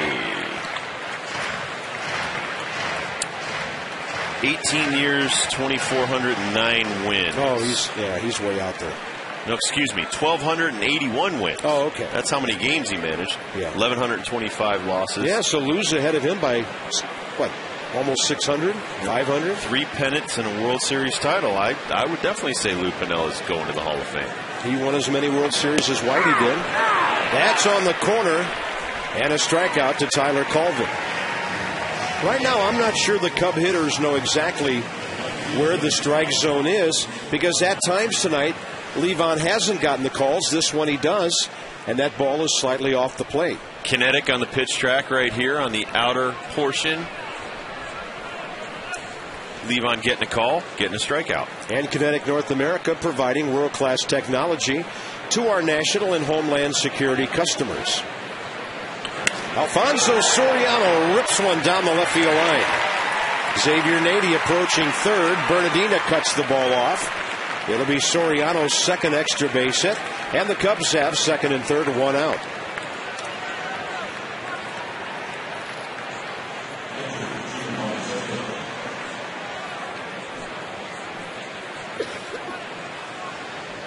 They're going to walk Giovanni Soto, according to the manager right there.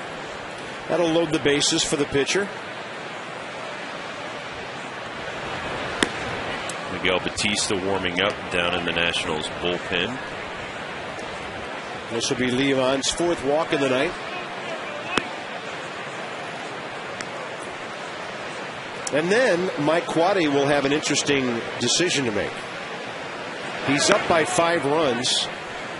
He's not hitting for him. No, I don't mean that. Would he consider a suicide squeeze or a safety squeeze to stay out of a double play, Rob? Or is that not something you do when you're up 5 runs? I don't think you're going to do that with a rookie pitcher that's got 2 starts in the major leagues, and this is 5th at bat. But if it was somebody like Levon bunting, yeah, I definitely think about it. It's hard to tell these days what the cutoff point is, where you bunt and where you don't. I think 20 years ago, 5-0 would have been considered a pretty safe lead. It's not anymore. He's hit 2 ground balls tonight, and he'll swing and get a base hit. His first major league hit, and the Cubs lead 6-0. And Zimmerman has the ball. They'll call for the ball from the Cubs dugout. It's in the hands of Levon right now. That'll be it for Levon. So Jim Riggleman's going to take the ball, but the Cubs dugout is going to really take the ball. Looks like a pitch away from Coleman. With the infield drawn in, no chance for Alberto Gonzalez to make a play on that ball. And so first major league hit, first major league RBI. Congratulations to Casey Coleman. A long night and a short night for Levon Hernandez. A lot of pitches, 1 out into the 5th inning.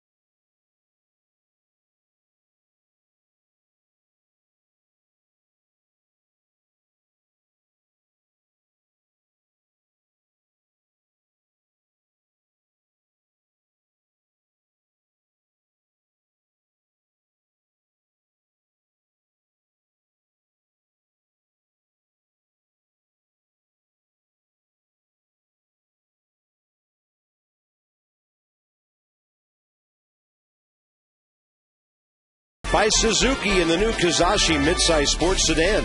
Suzuki, the power of engineering. And by Resident Evil Afterlife in 3D. In theaters.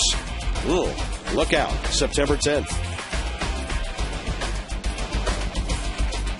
Beautiful evening in our nation's capital. You're Scoreboard not looking too good. The sci-fi flicks, are you? I like them, but not when they scare the heck out of you. But a good one does, right? That's not a good sci-fi flick unless you're uneasy. That's been a good series of movies, all the Resident Evils. Good video games, too.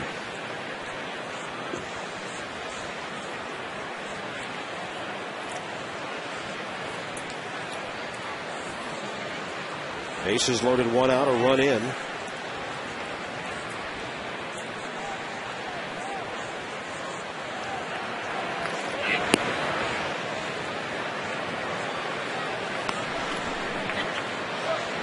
Science fiction horror films based on the survival horror games developed by Capcom. Come on, Rob, I'm already uneasy enough. I mean, my idea of a scary movie is Date Night, which I saw yesterday with my wife. I will never steal someone's dinner reservations. Here's Xavier Nady.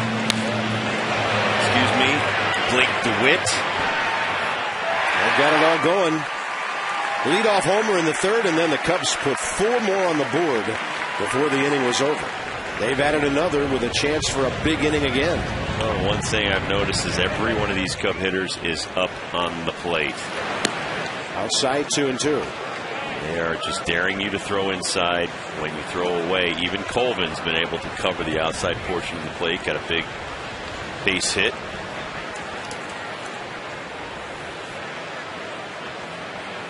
Back in the third inning. Played it a couple. That ball well hit to right. Willie Harris going back. That's a sac fly that'll make it 7-0. 2 runners move up. RBI for DeWitt, his second of the night.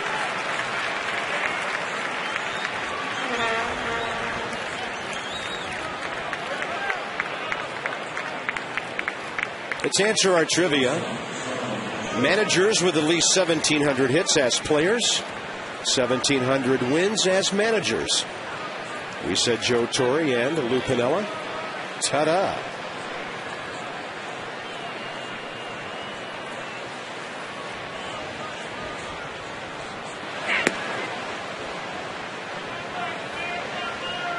Starlin Castro, the hitter.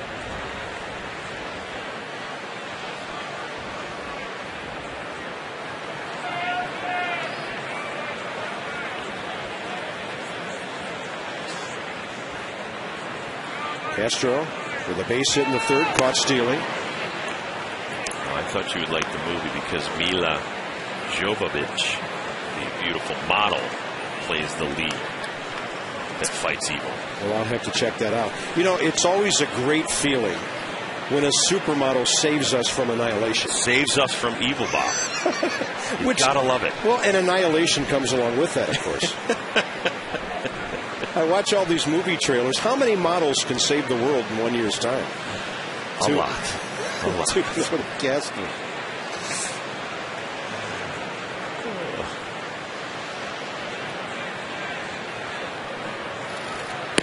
That's a good pitch. Trying to pull that outside fastball. And it's 2-1. Remaining runner, Soto at third, who was intentionally walked. And at first base, Casey Coleman collecting his first major league hit and RBI.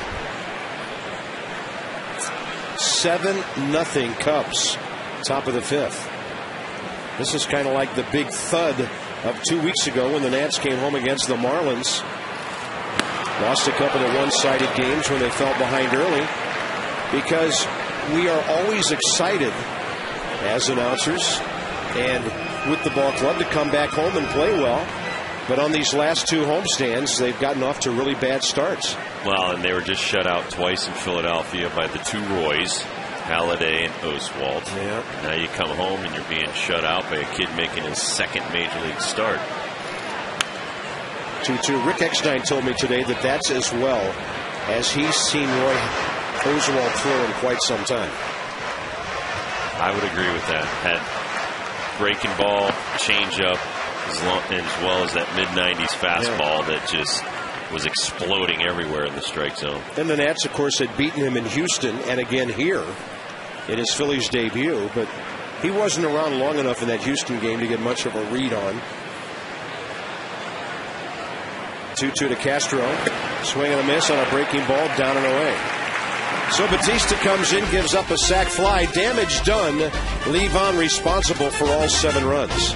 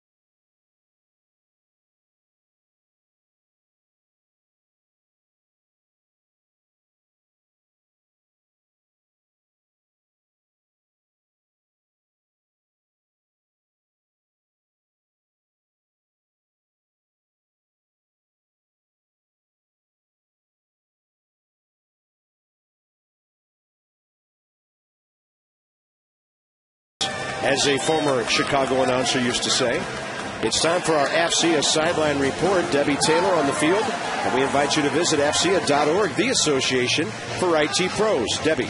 Well, earlier today, Nationals manager Jim Riggleman said that he described former Cubs manager Lou Piniella as a throwback of sorts, coming from the same mold of guys like Don Zimmer and Billy Martin. Here's Jim. He would tell it like it is, and if you hurt somebody's feelings, he would deal with that later, I guess. But, so I think that type of honesty, that emotion that comes out I think fans miss it. Jim said, too, that managers today really have to concentrate on being politically correct, and he admitted that his style is a little bit vanilla, Bob. Yeah, and Jim said, I like being vanilla. But I don't think he means that in any kind of boring way. He just wants to go about his business, and there's Doug Slayton, who got the win in Philadelphia. But Jim did say after, he said, yeah, I'm kind of a vanilla guy, but believe me, I do get my message across to my players.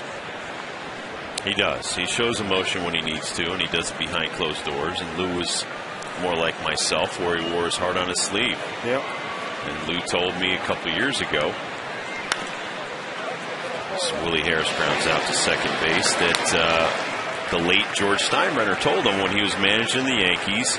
He said, Lou, when you're out there on the field and you're arguing with the umpire and you get thrown out, he said, maybe add a little entertainment for the fans. And so that's where Lou really started to kind of kick dirt and stomp around like Billy Martin, his former manager. Throw a few bases. Exactly. Throw some bases, kick your hat. And a lot of times he'd come in and he'd have a smile on his face and, get his, like Jim Riggleman said, get his message across, but also show the players that he had your back.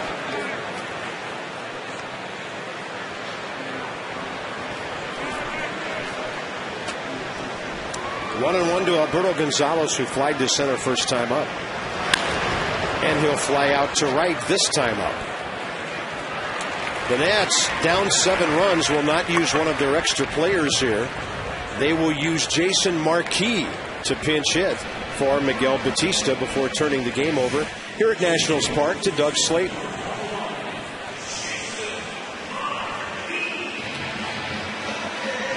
Marquis is a hitter on the year, 1 for 9 with a couple of RBIs. This is his second pinch hitting appearance. He does not have a pinch hit.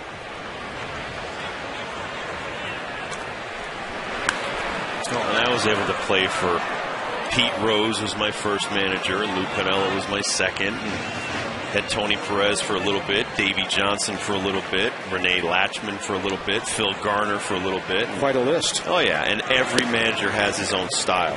But the one thing he must have is respect when he walks in the clubhouse. That man right there has respected the players. Lou Piniella had respected the players. And that was said to me actually this morning by more than one person that called in, that maybe the players were too friendly with Lou at the end. Lou diagnosed with diabetes the last couple of years. Had to change his lifestyle a little bit. Obviously, anybody who knows broadcaster Ron Santo has diabetes. So, the guys love Lou Piniella. I don't think that's a reason why they didn't play as well as they could have, but still an excellent guy to play for.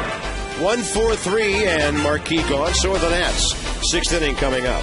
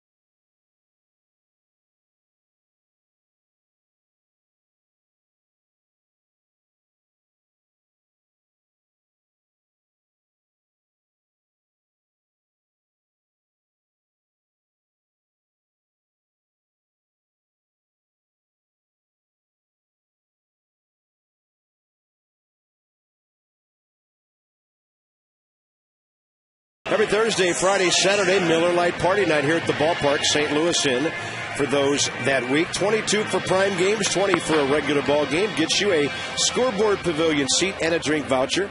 Don't forget about that early happy hour. Miller Lite Scoreboard Walk Bar.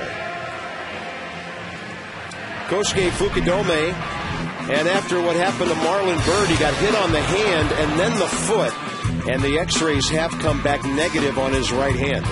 Well, you always want to check somebody out that obviously was in some immediate pain.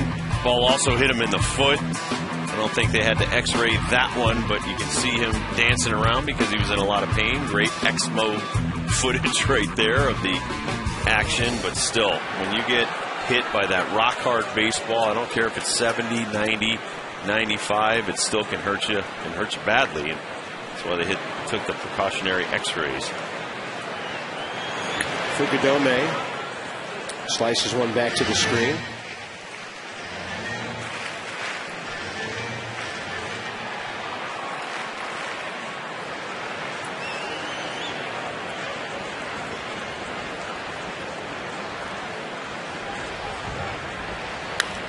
Tried to pull that outside breaking ball, and Kennedy gobbles it up for the first down.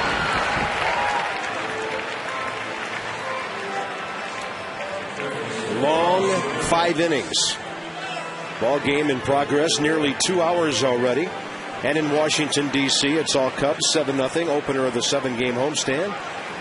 Debbie Taylor, Rob Dibble, I'm Bob Carpenter. Thanks to Johnny Holiday for filling in over the weekend. I just wish the guys would have taken those 8 runs and spread them out a little bit. True. That ball scorched up the middle.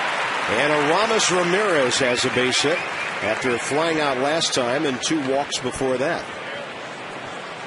I think the Cubs are taking a little frustration from yesterday's 16-5 beating at the hands of the Braves. Not the way they wanted to go out with Lou, for sure. No, I'm sure. So,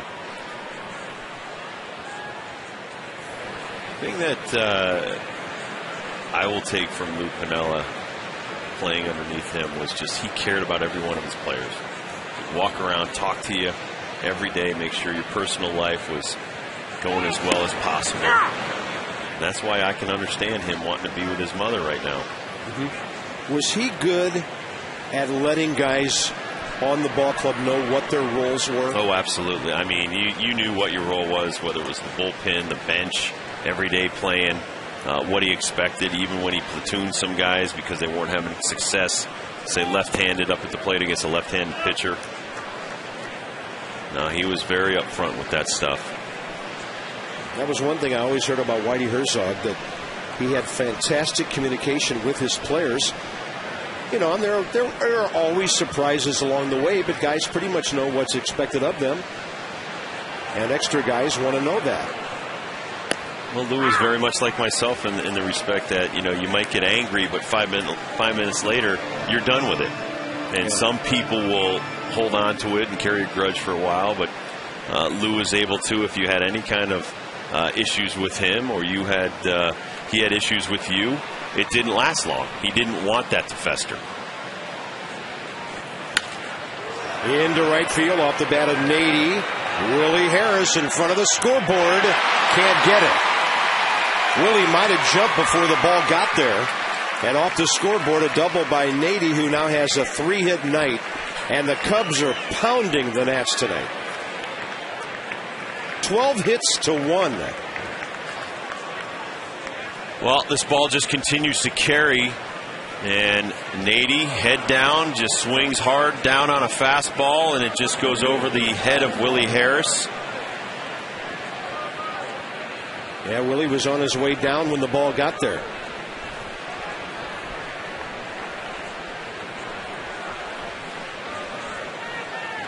Didn't have a whole lot of time to get back and get set up. 2 on, 1 out. The hitter, Tyler Colvin, 1 for 3 with a 2-run single.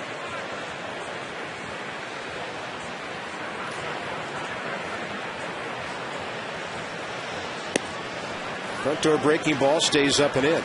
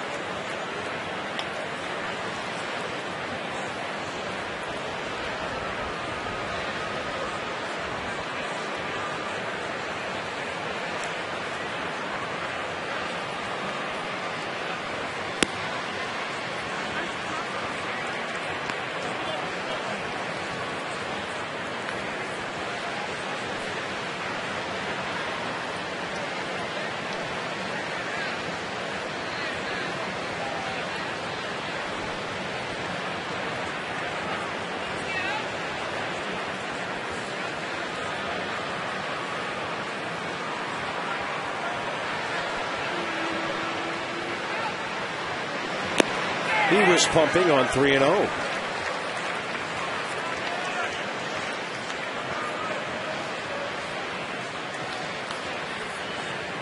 Cubs everywhere on the bases tonight. Ramirez singled. He's at third. Nady doubled. He's at second. Inning started with a Fukudome ground out.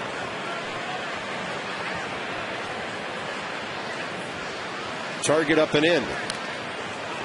3-2. This will be a busy box score. Well, Nady double and a couple of runs scored. Casey Coleman got his first hit as a major leaguer with an RBI.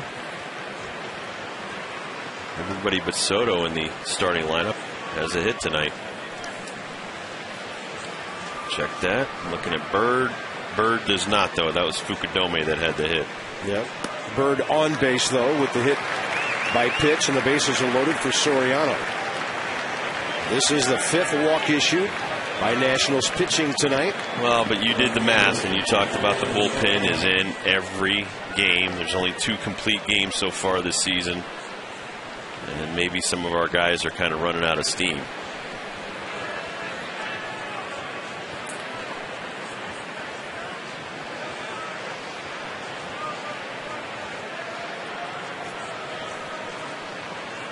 Soriano 2 for 3 with a 2-run triple and a double.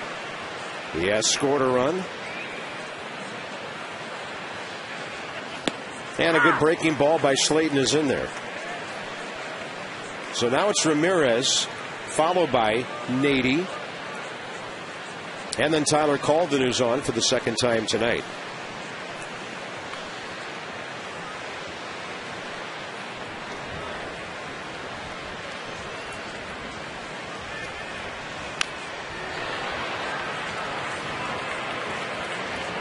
And I know some of you folks who watched Alfonso as a National 4 years ago may have a clue as to what I'm about to say. When you get him 0-2, you don't usually have to throw a strike to get him out. He is as aggressive a hitter as there is in baseball.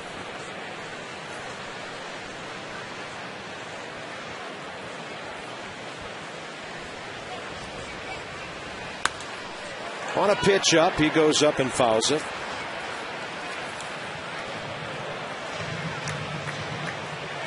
Well, and I think one of the worst things that happened in his career was hitting, what did he hit, 46 home runs when he was a National?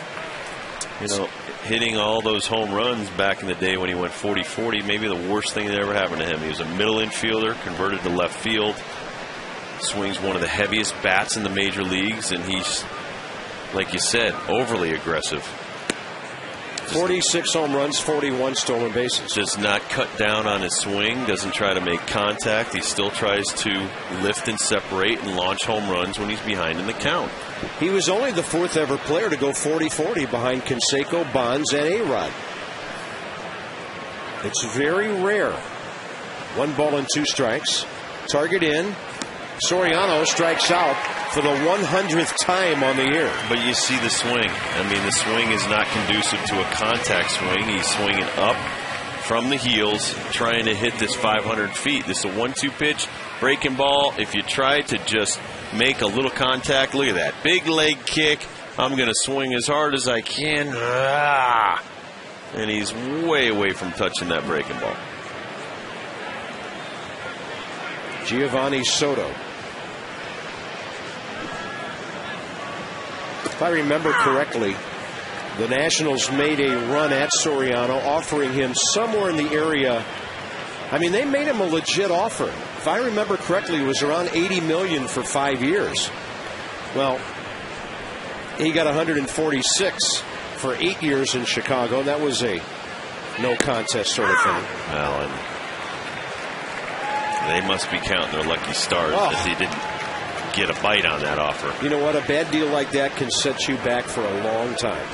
And it's doing it to the Cubs right now because you can't get anybody to pick up Zambrano. Can't get anybody to pick up a Soriano. Fukudome. Brian Dempster. Maybe you might want to trade for him. He's a very solid pitcher. Yeah.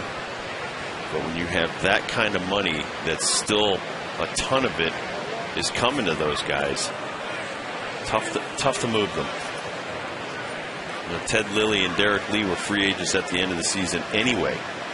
So if you're able to get something where you liked what you got in return, that's why Jim Hendry jumped all over those deals. Yep. Pretty good 1-2 pitch by Slayton up and in. Joel Peralta up again for the Nationals. He seems to pitch in almost every game now.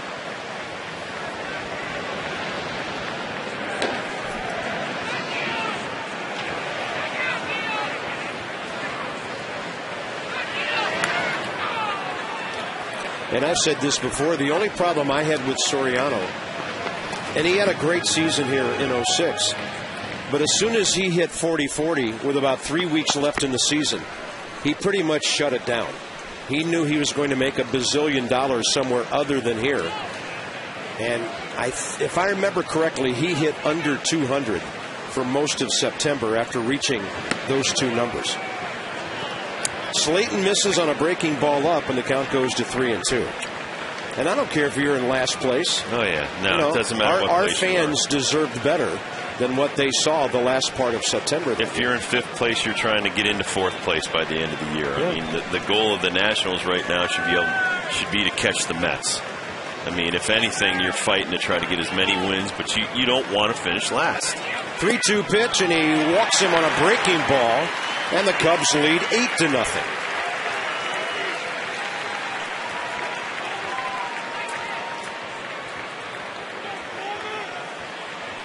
How about Johnny Damon?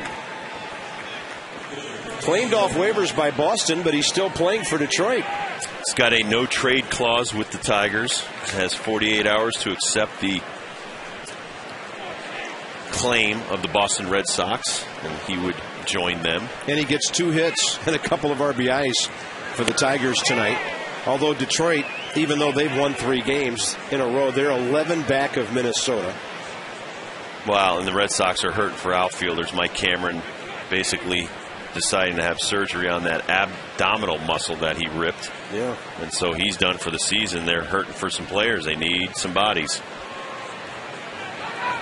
Do they still play Sweet Caroline up there during pitching changes, or do they play the theme from MASH now? I don't know, but that's a good one. Terry Francona. He's tried to keep that team together.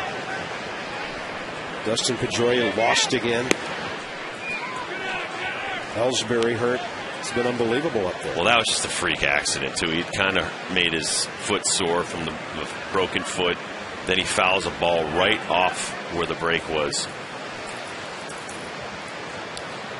Slayton trying to get this inning over with. This is the 4th time the rookie pitcher has batted tonight, and the Nats get him out. Top of the order, Washington down by 8 into the bottom of the 6th.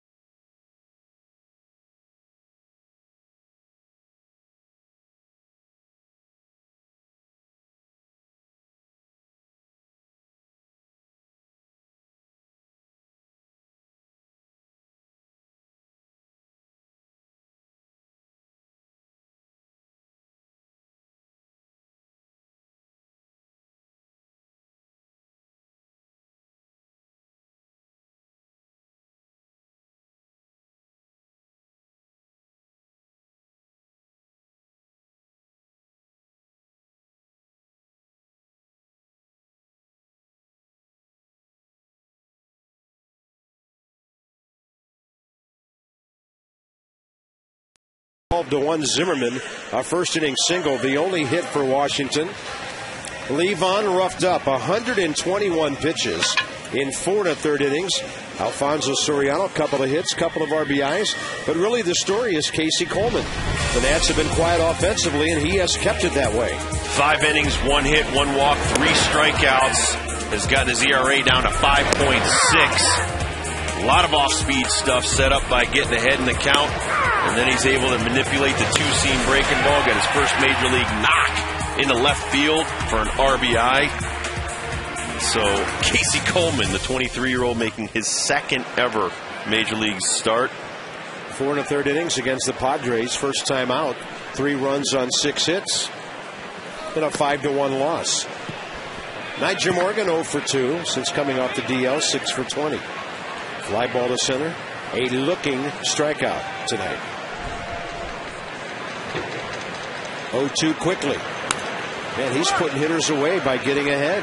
Easy ground ball for Xavier Nady. Well, you can tell he's got our guys off balance when they take swings like that. They're reaching for the ball and trying to pull them.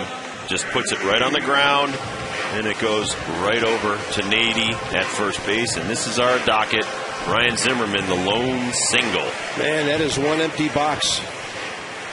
Let me clarify something on Johnny Damon that I said before. He has to give his consent to the Red Sox because his deal with the Tigers, there's only 8 teams that he can be traded to without a consent, and the Red Sox are not one of them. Interesting.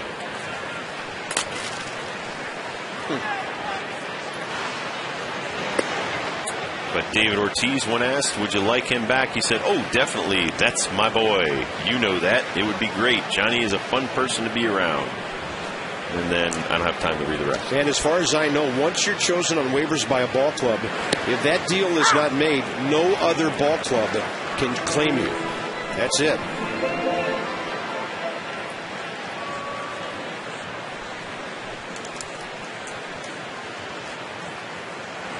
Two and one to Kennedy, who flips a foul ball off to the left side. By the way, this is interesting. Since the Nats were born in 2005, they've played 35 games against the Cubs. Chicago's won 18, Washington 17. Cubs 5-2 against the Nats, including a 4-game sweep here last year that ushered in Jim Riggleman's tenure as manager. That was right out of the All-Star break, and the Nats on a homestand lost all 4. After the second game of Friday night loss, Riggleman let them have it in the clubhouse, and the Nats were pretty good the rest of the year. 3-2 now to Kennedy with Zimmerman on deck. Bottom of the 6th. Mike Quaddy takes over.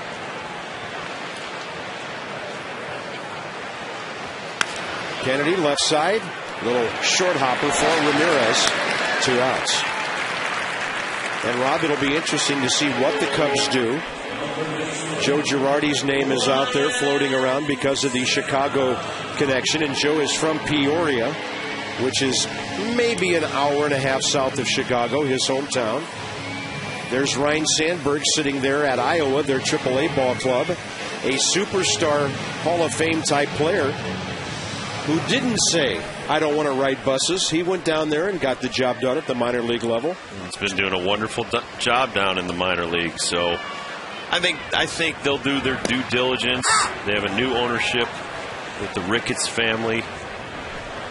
Check out all the possible candidates. You know, guys like Bobby Valentine are going to throw their hat in the ring, and a lot of other former managers.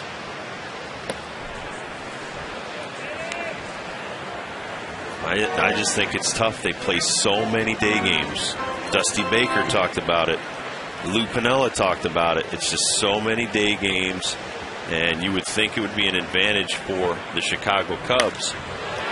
There's Zimmerman, scorching one to right center, cut off by Fukudome. He killed that ball.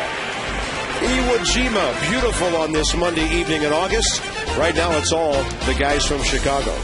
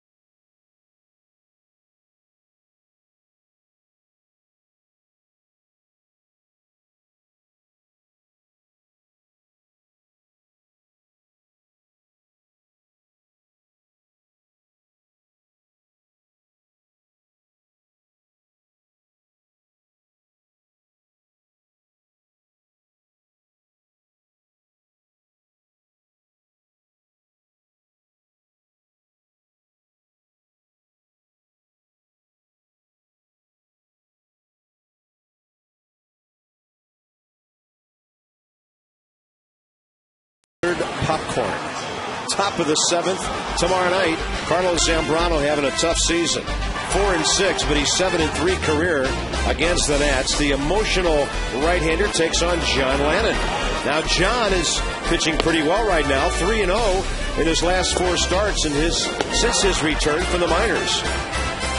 So Lannon's 5-5, Zambrano 4-6. Who would have thought John Lannon would have a better record than Carlos Zambrano on the 24th of July, or rather August, when they get together tomorrow night. 6:30 Nats Extra. Johnny and Ray from the ballpark.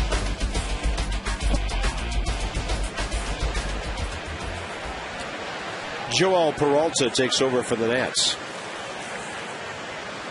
This will be his 25th appearance. ERA 2.45.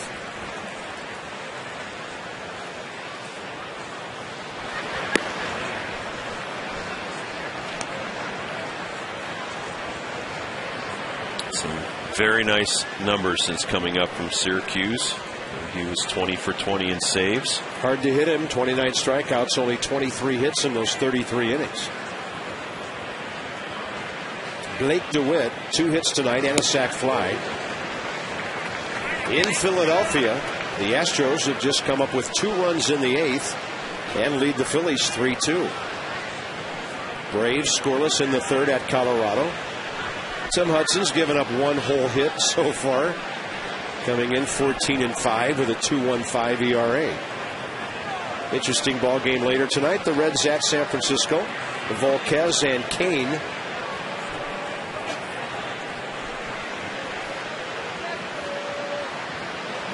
And the next opponent for the Nats, St. Louis, with a Pujols homer leading 7-2 at Pittsburgh.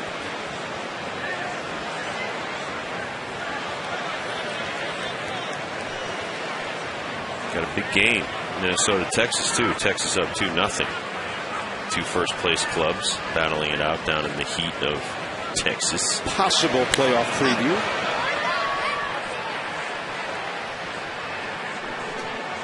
Guess who hit his 39th homer of the year for Toronto tonight? Jose Bautista. They're tied 2-2 at home with the Yankees. And Boston ahead 6-3. Red Sox keep hanging in there. Hey, to finish that thought I had before, though, what I wanted to say about Chicago, they're 10 under at home. 28-38. So you would think all those day games would be an advantage for the Cubbies. Evidently not. Evidently not.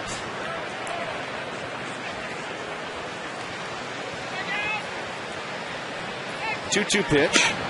He went. By the way, USA Today did a big story last week, front page of the sports section, on the Cubs and why they don't win. They're talking about it's got nothing to do with Billy Goats and curses and all that stuff. But, Rob, they did talk about all the day games, old and, in the opinion of some, antiquated Wrigley Field, where guys sometimes have a hard time getting their work in. The cage is under the stands in right field. You can't go take any swings, really, during a ball game. And then I was discussing that with a major league coach who worked there and said, basically, that's a bunch of hogwash. They're making excuses for not winning, blaming it on the ballpark and the facilities and things like that. Now, he did go on to say, and I agree with this because I heard Don Zimmer say it once, the changing conditions at Wrigley through the season are sometimes difficult to deal with. You almost have to have like 2 different kinds of ball clubs. Oh, absolutely. When the wind's blowing out, you got to have some great pitching. When the wind's blowing in, you got to have some great hitting because you have to hit it a ton to get it near the fence. Yeah. So it is the changing conditions, the wind and the cold coming off of the lake that's right there, and it's just it is a difficult ballpark even for a visiting team to go in for 3 or 4 games. Can you imagine playing 81 games there? Yeah. Well, the Nats went in there at the end of April. It was not only cold, but the 3 days that we were there, the wind blew probably 25 to 30 miles an hour off the lake every day. And that place wore me out. We were there for 3 days. And for a 1 o'clock or 1:30 game, they have to hit at 10 a.m. in the morning, which means if you want to come in and do early work, you got to get there at 8 a.m. in the morning. And then when you go on the road now, your time clock, your body clock goes to second shift, 2 to 11 o'clock. Swing and a miss. And I'm sure we have some fans at home saying, oh, poor babies. But it's not I go in that. at 7 o'clock every morning. But players are on a different clock than regular working people. No doubt about it. They are a ritualistic, a routine-oriented type of a player. And they play 7 days a week. You play 162 games in 180 days. and you have a fluctuating body clock, and nobody else has to play by those set of rules. Yeah. Well, Don Zimmer used to say that managing at Wrigley was like managing 3 different seasons. Opening day through about the middle of May, cold wind blowing in. Then middle of May through August, hot wind blowing out. And then in September, it cools off just a bit. Not as bad as April. And here comes that wind off the lake again. Well, I can honestly say, though, their fans have stuck with them for 100 years, 100-plus years. They're amazing fans. They're knowledgeable fans. And maybe the one thing that the winning seasons have done in the last few years has made them expect winning and getting 95 to 100 wins a season. And now that they didn't do it this year, and they were down to, what, 83 wins, you said, last year? Yep. I mean, now they're starting to get a little bit testy. They're not happy. Well, they should. Maybe that's what it's going to take. The Cubs have won one postseason series, and that was the 0-3 division series against the Braves since 1908, when Ouch. they beat the Tigers in 5 games of the World Series. Ouch. That's a drought. They were back-to-back World Series champions 07-08. Beat the Tigers twice. That ball ripped, and that's into the left field corner. What a great at-bat by Starlin Castro, who fouled off a bunch of pitches. And with that double, he's 2 for 5. But this is something about the Cubs nobody ever talks about. They've been to more World Series than the Phillies and a lot of other really good National League ball clubs. 10 of them.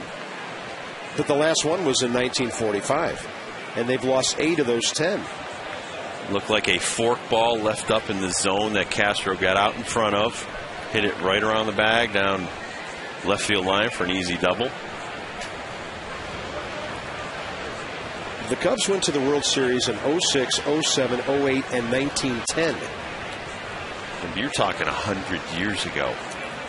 100 years ago. Is that amazing? That is amazing. Does it say on there about the goat? When does the goat come in, where they told the guy to take the goat home? Yeah, he couldn't get in for a World Series game or something. Right. I'm not sure what year that was. That had to be back in those days, and they allowed, I guess, your pets and, I don't know, barnyard animals into the stadium. You could barter for admission? Yeah, I guess. And they said, no milk or cheese to watch the ball game.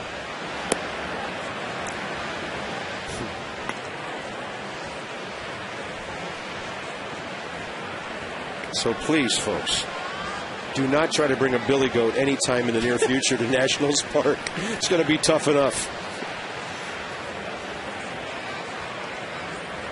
Fukudome 1 for 2 tonight, and that good running catch of that drive by Zimmerman. Still can't believe how hard Ryan hit that ball and had nothing to show for it. That'll score a run out to right center. Fukudome 2 for 3, and the Cubs are piling it on 9-0.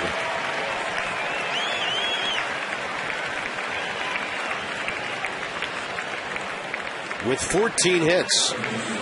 Well, right now it just looks like a fatigued bullpen. That's a fork ball that doesn't fork. Stays up in the hitting zone. Second base umpire nearly gets hit by the ball. And Castro comes in to score. So Fukudome with a couple of hits coming in for the injured Marlon Byrd. Michael Quade. Aramis Ramirez on base 3 times, 2 walks, a base hit, 2 runs.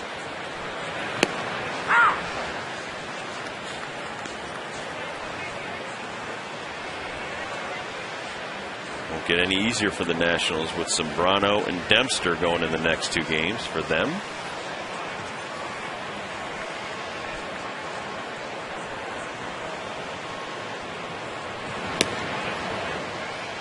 Everybody's given up a run except for Batista, who retired 2 batters, but one of those was a sac fly. Very quiet crowd of just under 18,000 tonight, 17,921 here.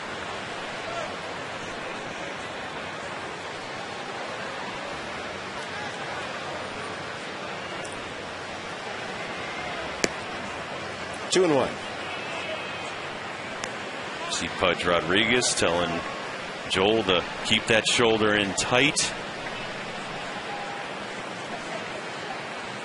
Get as much on the ball as you can right now.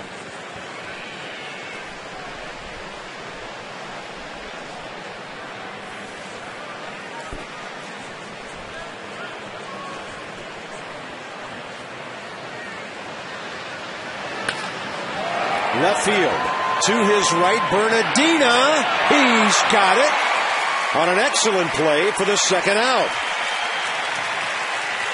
Nice grab. Well, Jim Riggleman said he's been told by scouts in the organization that left field is Roger Bernardina's best position. He's got an advantage here, Rob. Right-handed glove. I mean, he's left-handed, but that glove's on his right hand going toward the line. Well, you can see him going towards the line.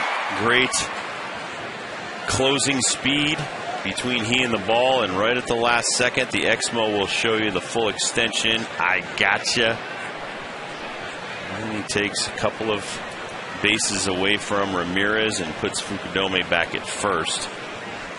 Pitcher loves it. Xavier Nady goes up hacking. Well, and not a lot of guys dive in a 9-0 ball game either, and that just shows you Rogers out there always hustling. Yep. Got a little greener. We like dirty uniforms. So does Mike Wallace, equipment manager. Hey, by the way, we have to give a shout out tonight too, before we forget. Mike, our cook down in the clubhouse, he took care of us in the booth tonight. He made us Philly cheesesteak sandwiches that would have people in Philadelphia begging to get in here. So thanks, Mike. I would agree. Peppers, onions, cheese, steak, but the roll was primo too. That's the key. Best Philly cheesesteak on the East Coast, Nationals Clubhouse. 1-1 strike to Nady.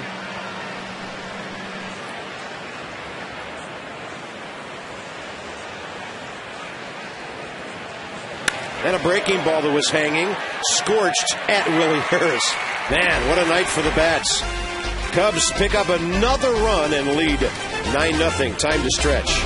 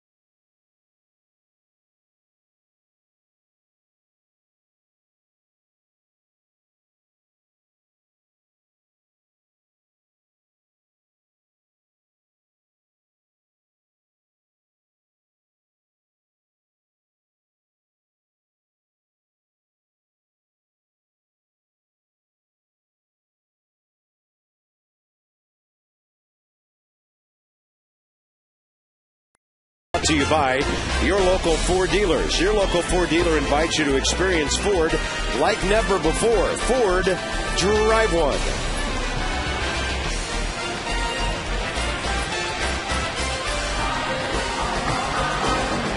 Nine-0 Cubs, bottom of the seventh coming up. Hey, if it makes you feel any better, I just figured it out. That if the Nationals do not win the World Series until the year 2107, they'll be even with where the Cubs are right now. This copyrighted telecast presented by authority of the Washington Nationals and may not be reproduced or retransmitted in any form. And the accounts and descriptions of this game may not be disseminated without the express written consent of the Washington Nationals. Adam Dunn, Roger Bernardina, Ivan Rodriguez, bottom 7. 89 pitches in 6 innings for Casey Coleman. Not to be forgotten how well he has pitched tonight. 1 hit in 6 innings and 1 walk. 1 other base runner on an error. 2-0 to Dunn. The fans are still rocking out.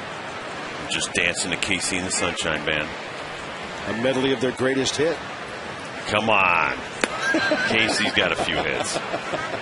Come on. I'm sorry. They're having a good time.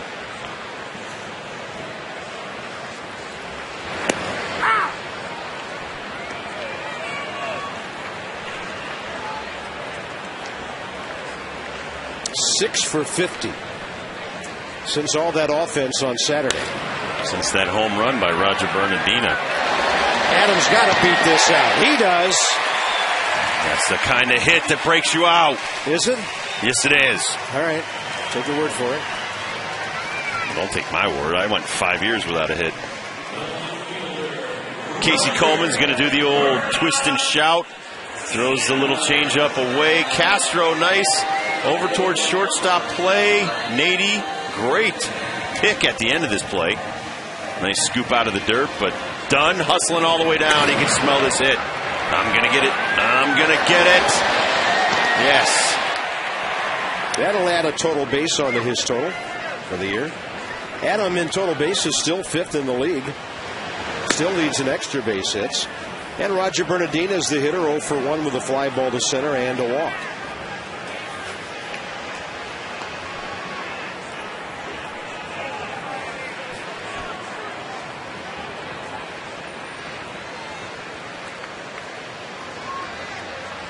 So for the Nationals, their second hit of the night.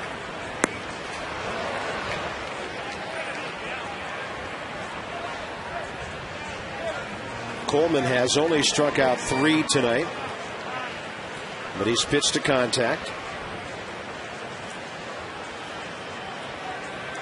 Going to get a pinch runner here now. Michael Morse for Adam Dunn.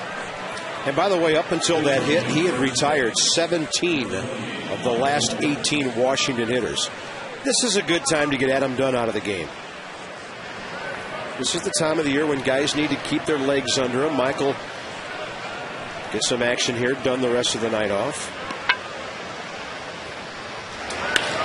And Bernardina jacks one to right center. Gonna get that one. That's going to one-hop the scoreboard. Morse around third, held by Pat Listash. And the Nats have back-to-back hits, obviously, for the first time tonight. And Roger Bernardina has a 6-game hitting streak.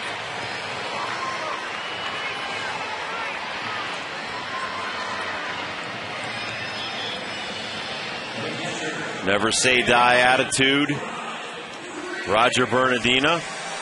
Last one actually to have an RBI for the Nationals back in Philadelphia 3 games ago now. In the 9th inning with a 3-run home run. And right-hander Andrew Kashner throwing. Saturday night, St. Louis will be here for the 3rd game of that 4-game series. Get early. First 15,000 fans be at the ballpark to get your 3rd and final bobblehead. It's Pudge Rodriguez. He's the fan's choice. And it's presented by PNC Bank. Go by nationals.com/tickets or call 888-632-NATS. Come and join us on Saturday night to see Dunn, Pujols, and the Pudge bobblehead. But get here early. Here is Rodriguez, 0 for 2.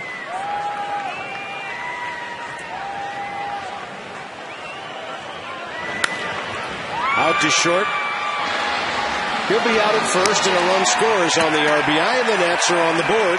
Pudge with his 35th run batted in.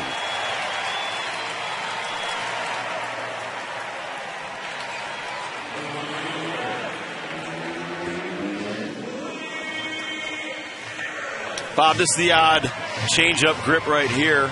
Taught to me in the minor leagues. It's called a dry spitter. Obviously, you don't load it up with any kind of substance because that's illegal, but you throw it like a football. And I tried that as a changeup once. Didn't work out for me well. It's worked out pretty well for Casey Coleman tonight. And a teammate of mine in spring training hit it about 500, well, maybe 600 feet, and I never threw it again. Does Gaylord Perry know there's such a thing as a dry spitter? Absolutely. Okay. All it is gripping the baseball without gripping a seam. And then the football action, like you would throw inside out with your hand. Interesting.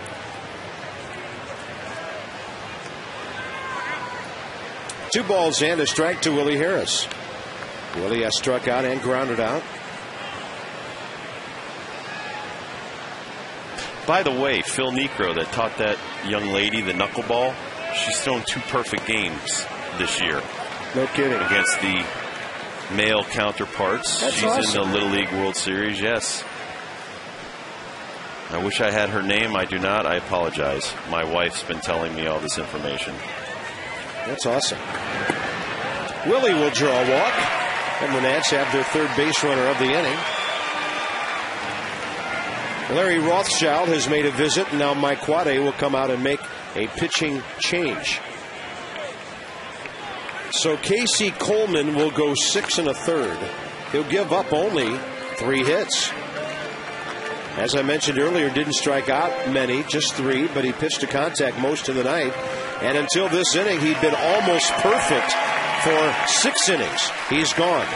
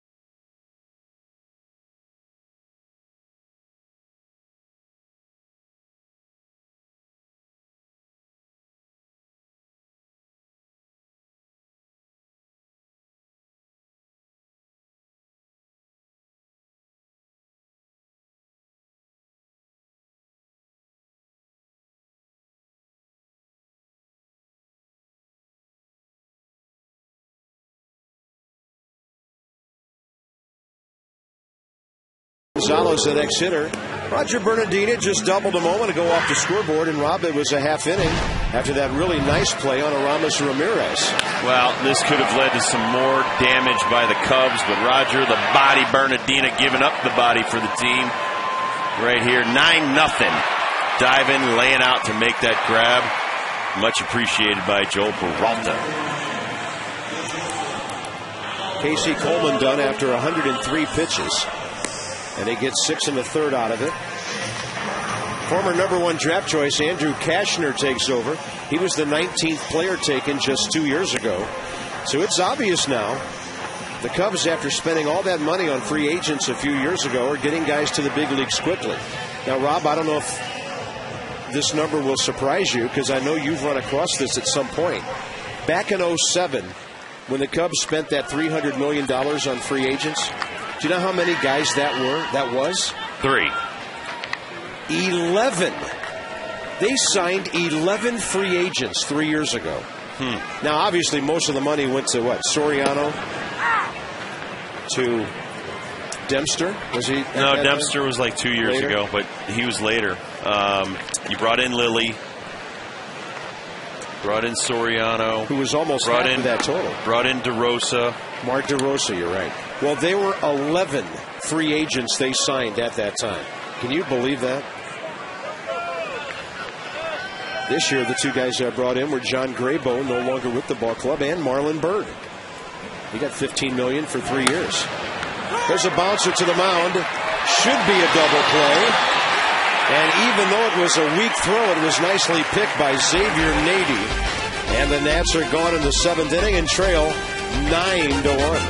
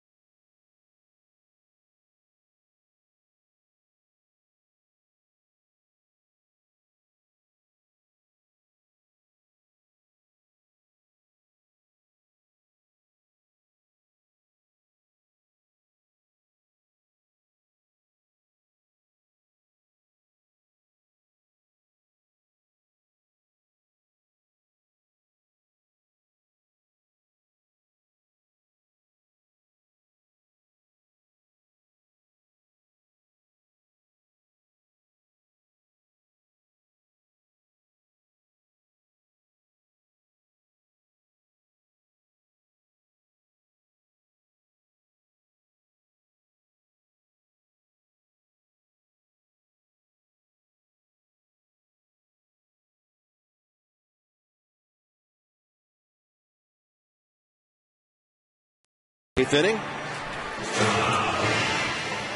And the Nats had a couple of guys aboard after the run scored, and Alberto Gonzalez back to the pitcher. Not a great throw by the shortstop here. No, but Castro makes a decent throw after he picks it. Kastner, Castro, and then Nady picks them all up, finishing off the 1-6-3 two-out erasure of last inning for the Nationals. Exmo on the scoop. Nady doing a nice job, nice hustle by Alberto Gonzalez. Michael Morse will stay in the ball game and play first base. He's batting 4th. Justin Maxwell into the game.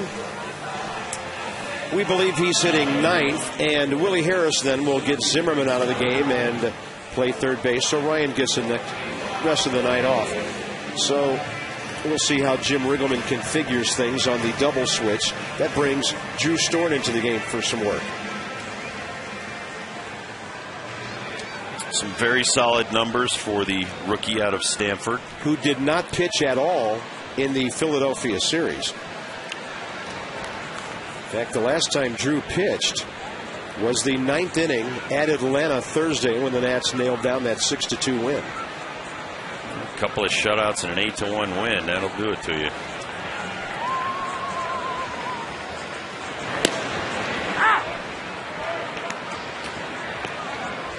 And by the way, if you're keeping score, we know some of you do. Justin Maxwell is batting 9th on the double switch, and the pitcher is batting in Zimmerman's spot 3rd.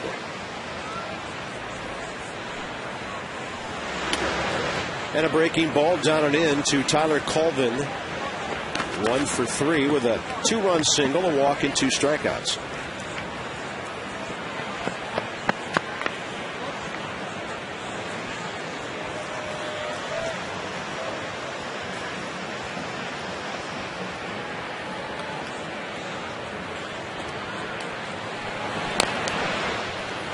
And Drew shows you he can throw a pretty good breaking ball to left-handed hitters.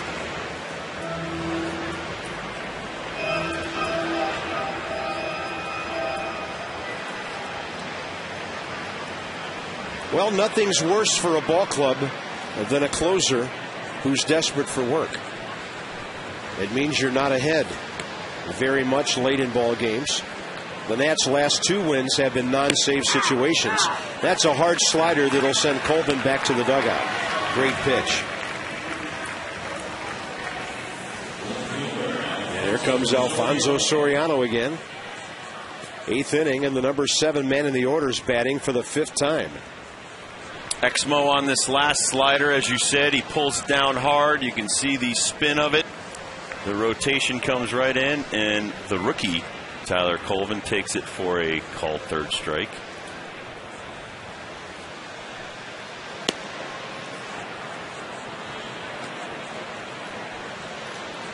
Well, the Astros beat the Phillies tonight 3-2.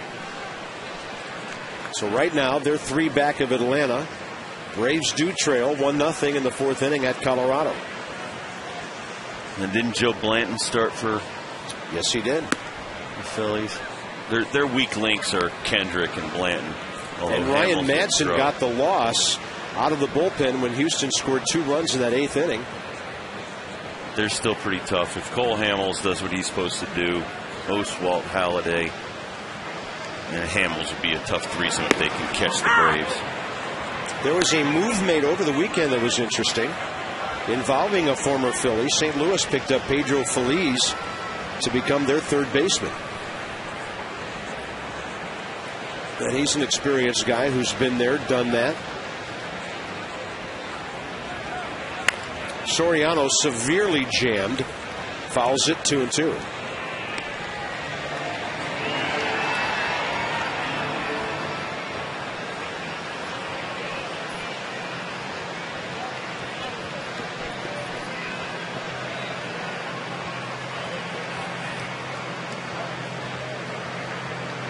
Target away.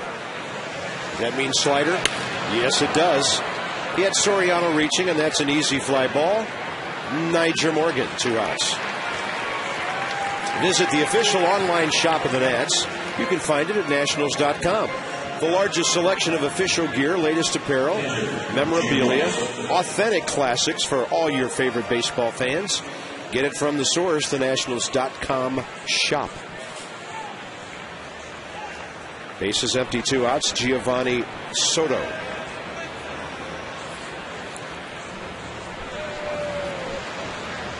The kind of game it's been. The Nats have walked the number 8 hitter 3 times. Here comes Willie Harris. Well played on the Morse. 8th inning over. Nats have Maxwell, then the top of the order, down 9-1.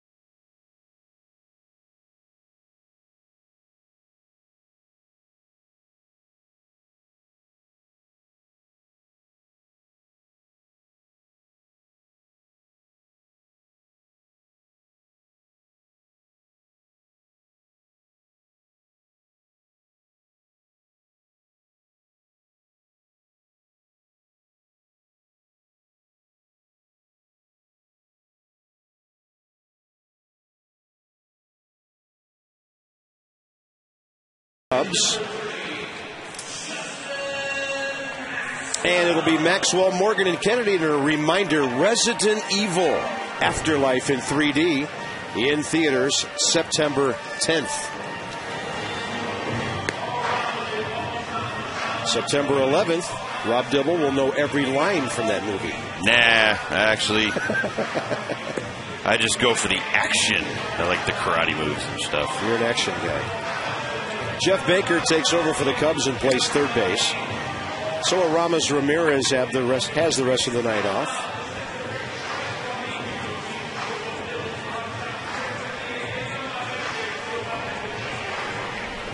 And Justin Maxwell will be the leadoff man after coming in on the double switch. Maxwell hitting 105, 6 for 57. 2 of those 6 hits homers, 4 RBIs. Appearing in his 37th ball game.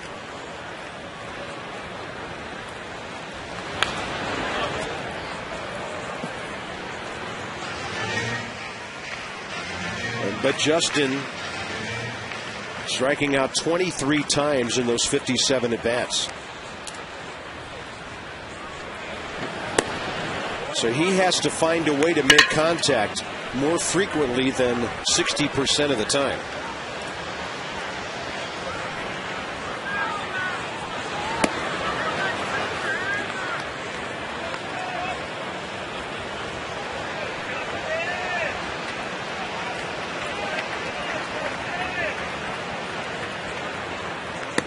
Kind of a very difficult thing for Justin, though, because you have to hit to stay in the lineup. When you're not hitting, you're not going to be in the lineup, so he's not getting consistent at bats. And a breaking ball has him all locked up. You don't see pitches like that in the cage. No, and you don't see him at 5 o'clock with a guy throwing about 70 miles an hour.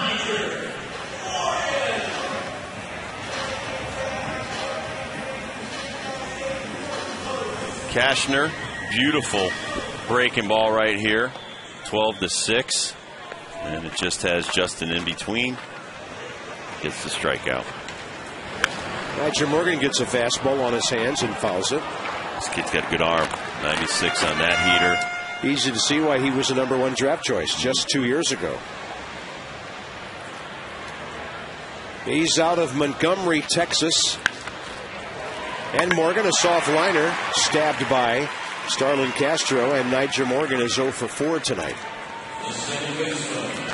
Nats will turn over their fortunes tomorrow night to John Lannon. Same time here, Nats Extra 6:30. Johnny and Ray from the ballpark. Lannon's first pitch around 7:05, and Carlos Zambrano goes for the Cubs. He of just 4 wins at this stage of the season. Kennedy, first pitch swinging. Outfield grass. Blake DeWitt. Nats are gone in a hurry in the 8th. And we have wildlife at the ballpark tonight. I bet he's well fed.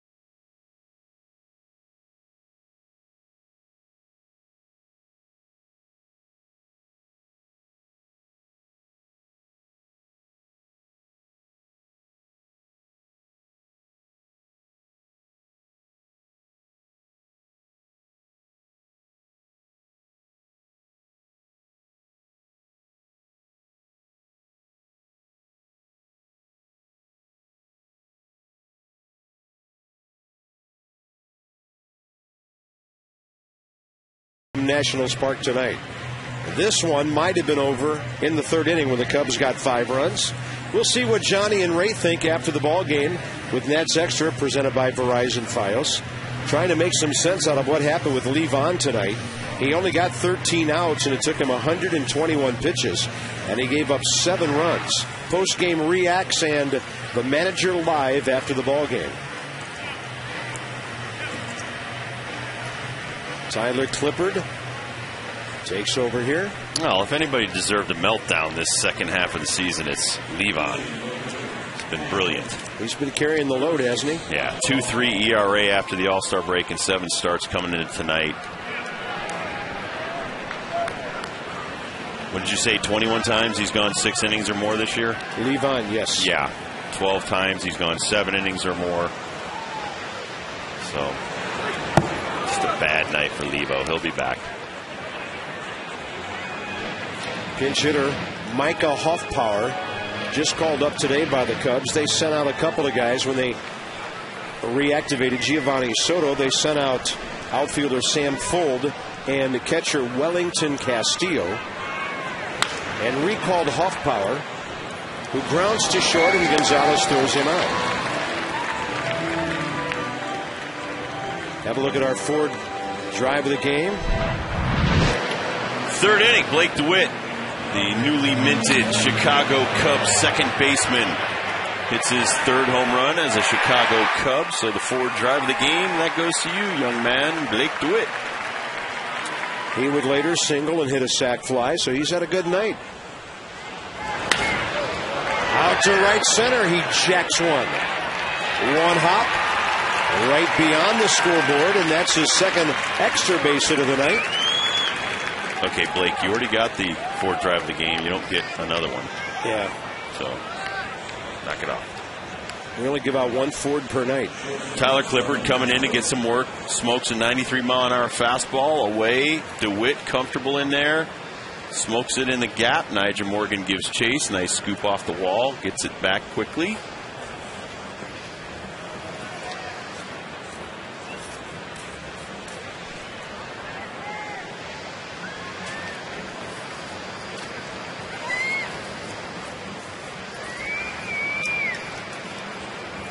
And the young shortstop, Starlin Castro. He's had a base hit and the double in 5 trips.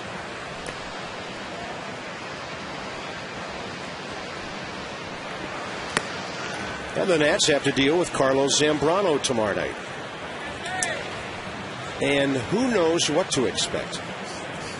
He's thrown the ball pretty well since he came back, and he's looked much better, trying to get his anger management problems under control. They sent him down to the minor leagues for a little bit,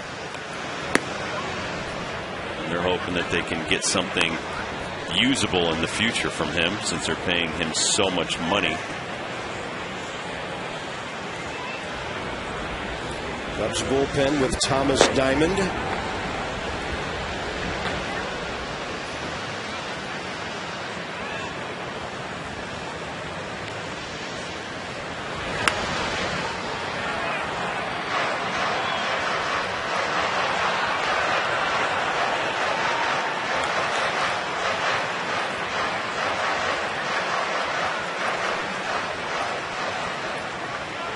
Well, ball clubs that are 51 and 74 don't have too many nights like this.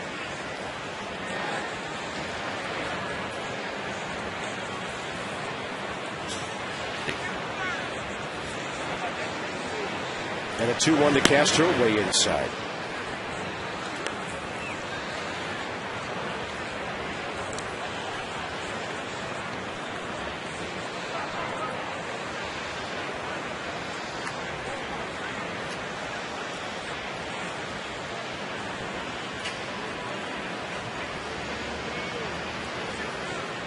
Top of the 9th, it's all Cubs 9-1. They've out-hit the Nats 15-3. Clippard with a high heater throws it right by Castro.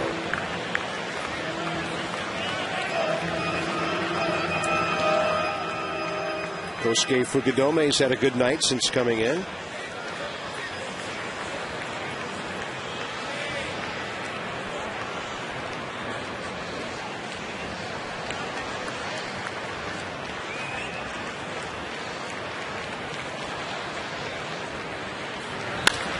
Up the middle. Beyond Clippard, but right there's Kennedy playing up the middle. That'll be 2 outs with the runner moving over to third base. First place Potomac Nationals. That's right. First place Peanuts continue their playoff push. Critical series with the Wilmington Blue Rocks. Wednesday, a belly buster night. $15, a game ticket. Unlimited food from Hard Times Cafe, Uno's, the pizzeria, and Moe's. Get your tickets. PotomacNationals.com, 703-590-2311. Come join the party and root for the Peanuts right into the playoffs.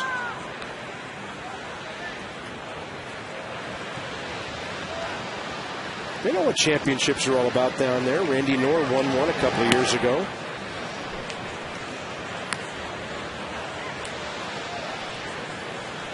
Fukudome 2 for 3 with an RBI hit since replacing Marlon Byrd, hit by a pitch back in the 3rd. Byrd hurt his right hand, but x-rays were negative.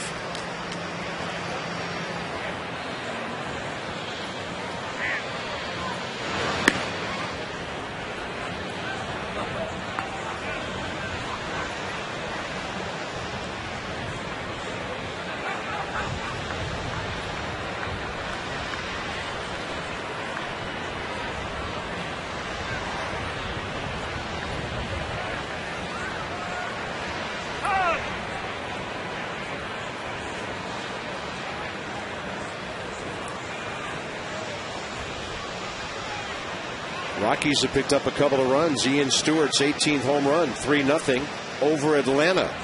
5th inning in Denver. That's right in there. And the count's 2-1.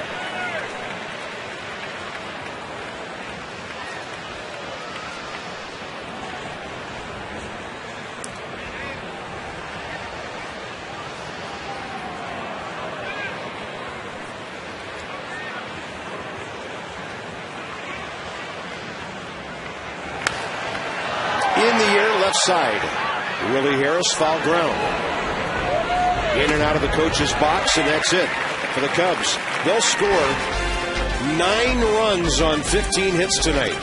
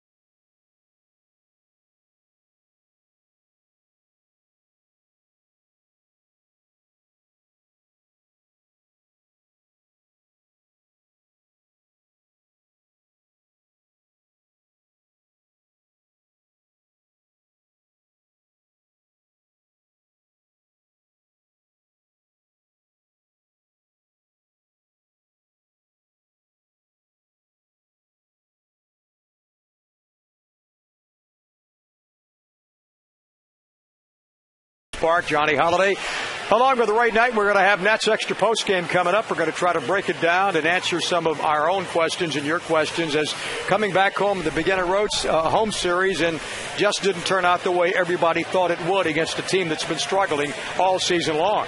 Yeah, Johnny, I guess, the truth is 10 or 15 games a year, you're going to have blowouts, and you're going to look awful.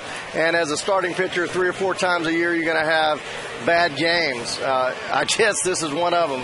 You can't do anything but turn the page and get to tomorrow because, they hammered the ball all over the place. And for the first time, really, the curveball with Levant, he had no command of it. All night long, he had no command of most of his pitches, and that's what he is, a guy that throws with great control, and tonight he just didn't have it. Oh, let's see if there's some way that since Bob Carpenter returning from that weekend hiatus, he can sit there and pull this baby out with Rob helping out as we go to the bottom of the ninth. I'll walk to Albany, Georgia if we pull this out. I don't like our chances, Ray. Wow. I'll walk with you, Ray. I'll walk all the way with you. And Johnny and I will be right behind you in our custom-made motorhome. Bottom of the ninth inning, and Thomas Diamond will take over for the Cubs out of their bullpen. He'll face Kevin Mensch, Michael Morse, and Roger Bernardino. Yeah, Ray hit the nail on the head. I mean, you got 37 more games after tonight. Got to play with a lot of pride, play for your statistics on the back of your baseball card, but they got to figure out a way to get motivated in that clubhouse the last month and basically a week of games. Here's Kevin Mensch. He'll go up hacking, and it's out of play to the right side. Kevin Azenat, 1 for 11. He's 1 for 8 as a pinch hitter.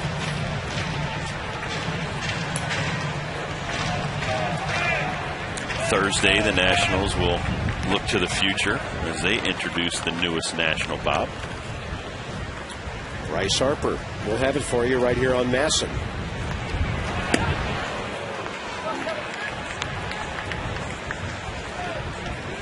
When we have an official time on the Bryce Harper introductory press conference, you will be the first ones to know. So check out MassonSports.com during the day tomorrow if that information is forthcoming, and if not, we'll give it to you tomorrow night if and when we have our firm time on that Thursday show. We will be there live to cover the press conference, and we will have an exclusive visit with the newest Nat, at least newest member of the organization. 0-2 to Mensch, and that's a breaking ball way outside. And Rob and Debbie Taylor will have Mike Rizzo somewhere after that whole thing. You guys going to tag team him, huh? Yeah, absolutely. Off-speed pitch, and Mensch is gone.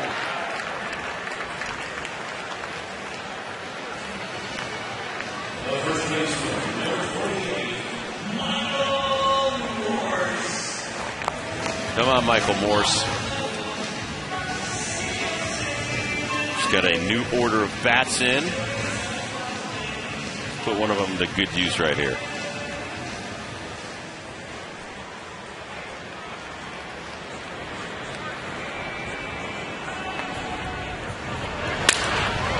Well, there goes one of them. Nice call, Rob. And you called me a jinx. That one's going to the gift shop. Oh, man. Put some nails in it and put it back together. I think I'm calling the manufacturer after this. This is the first time he took it out of the box. What happened to that beautiful bat? That's like breaking a brand new hockey stick on your first slap shot. Wow.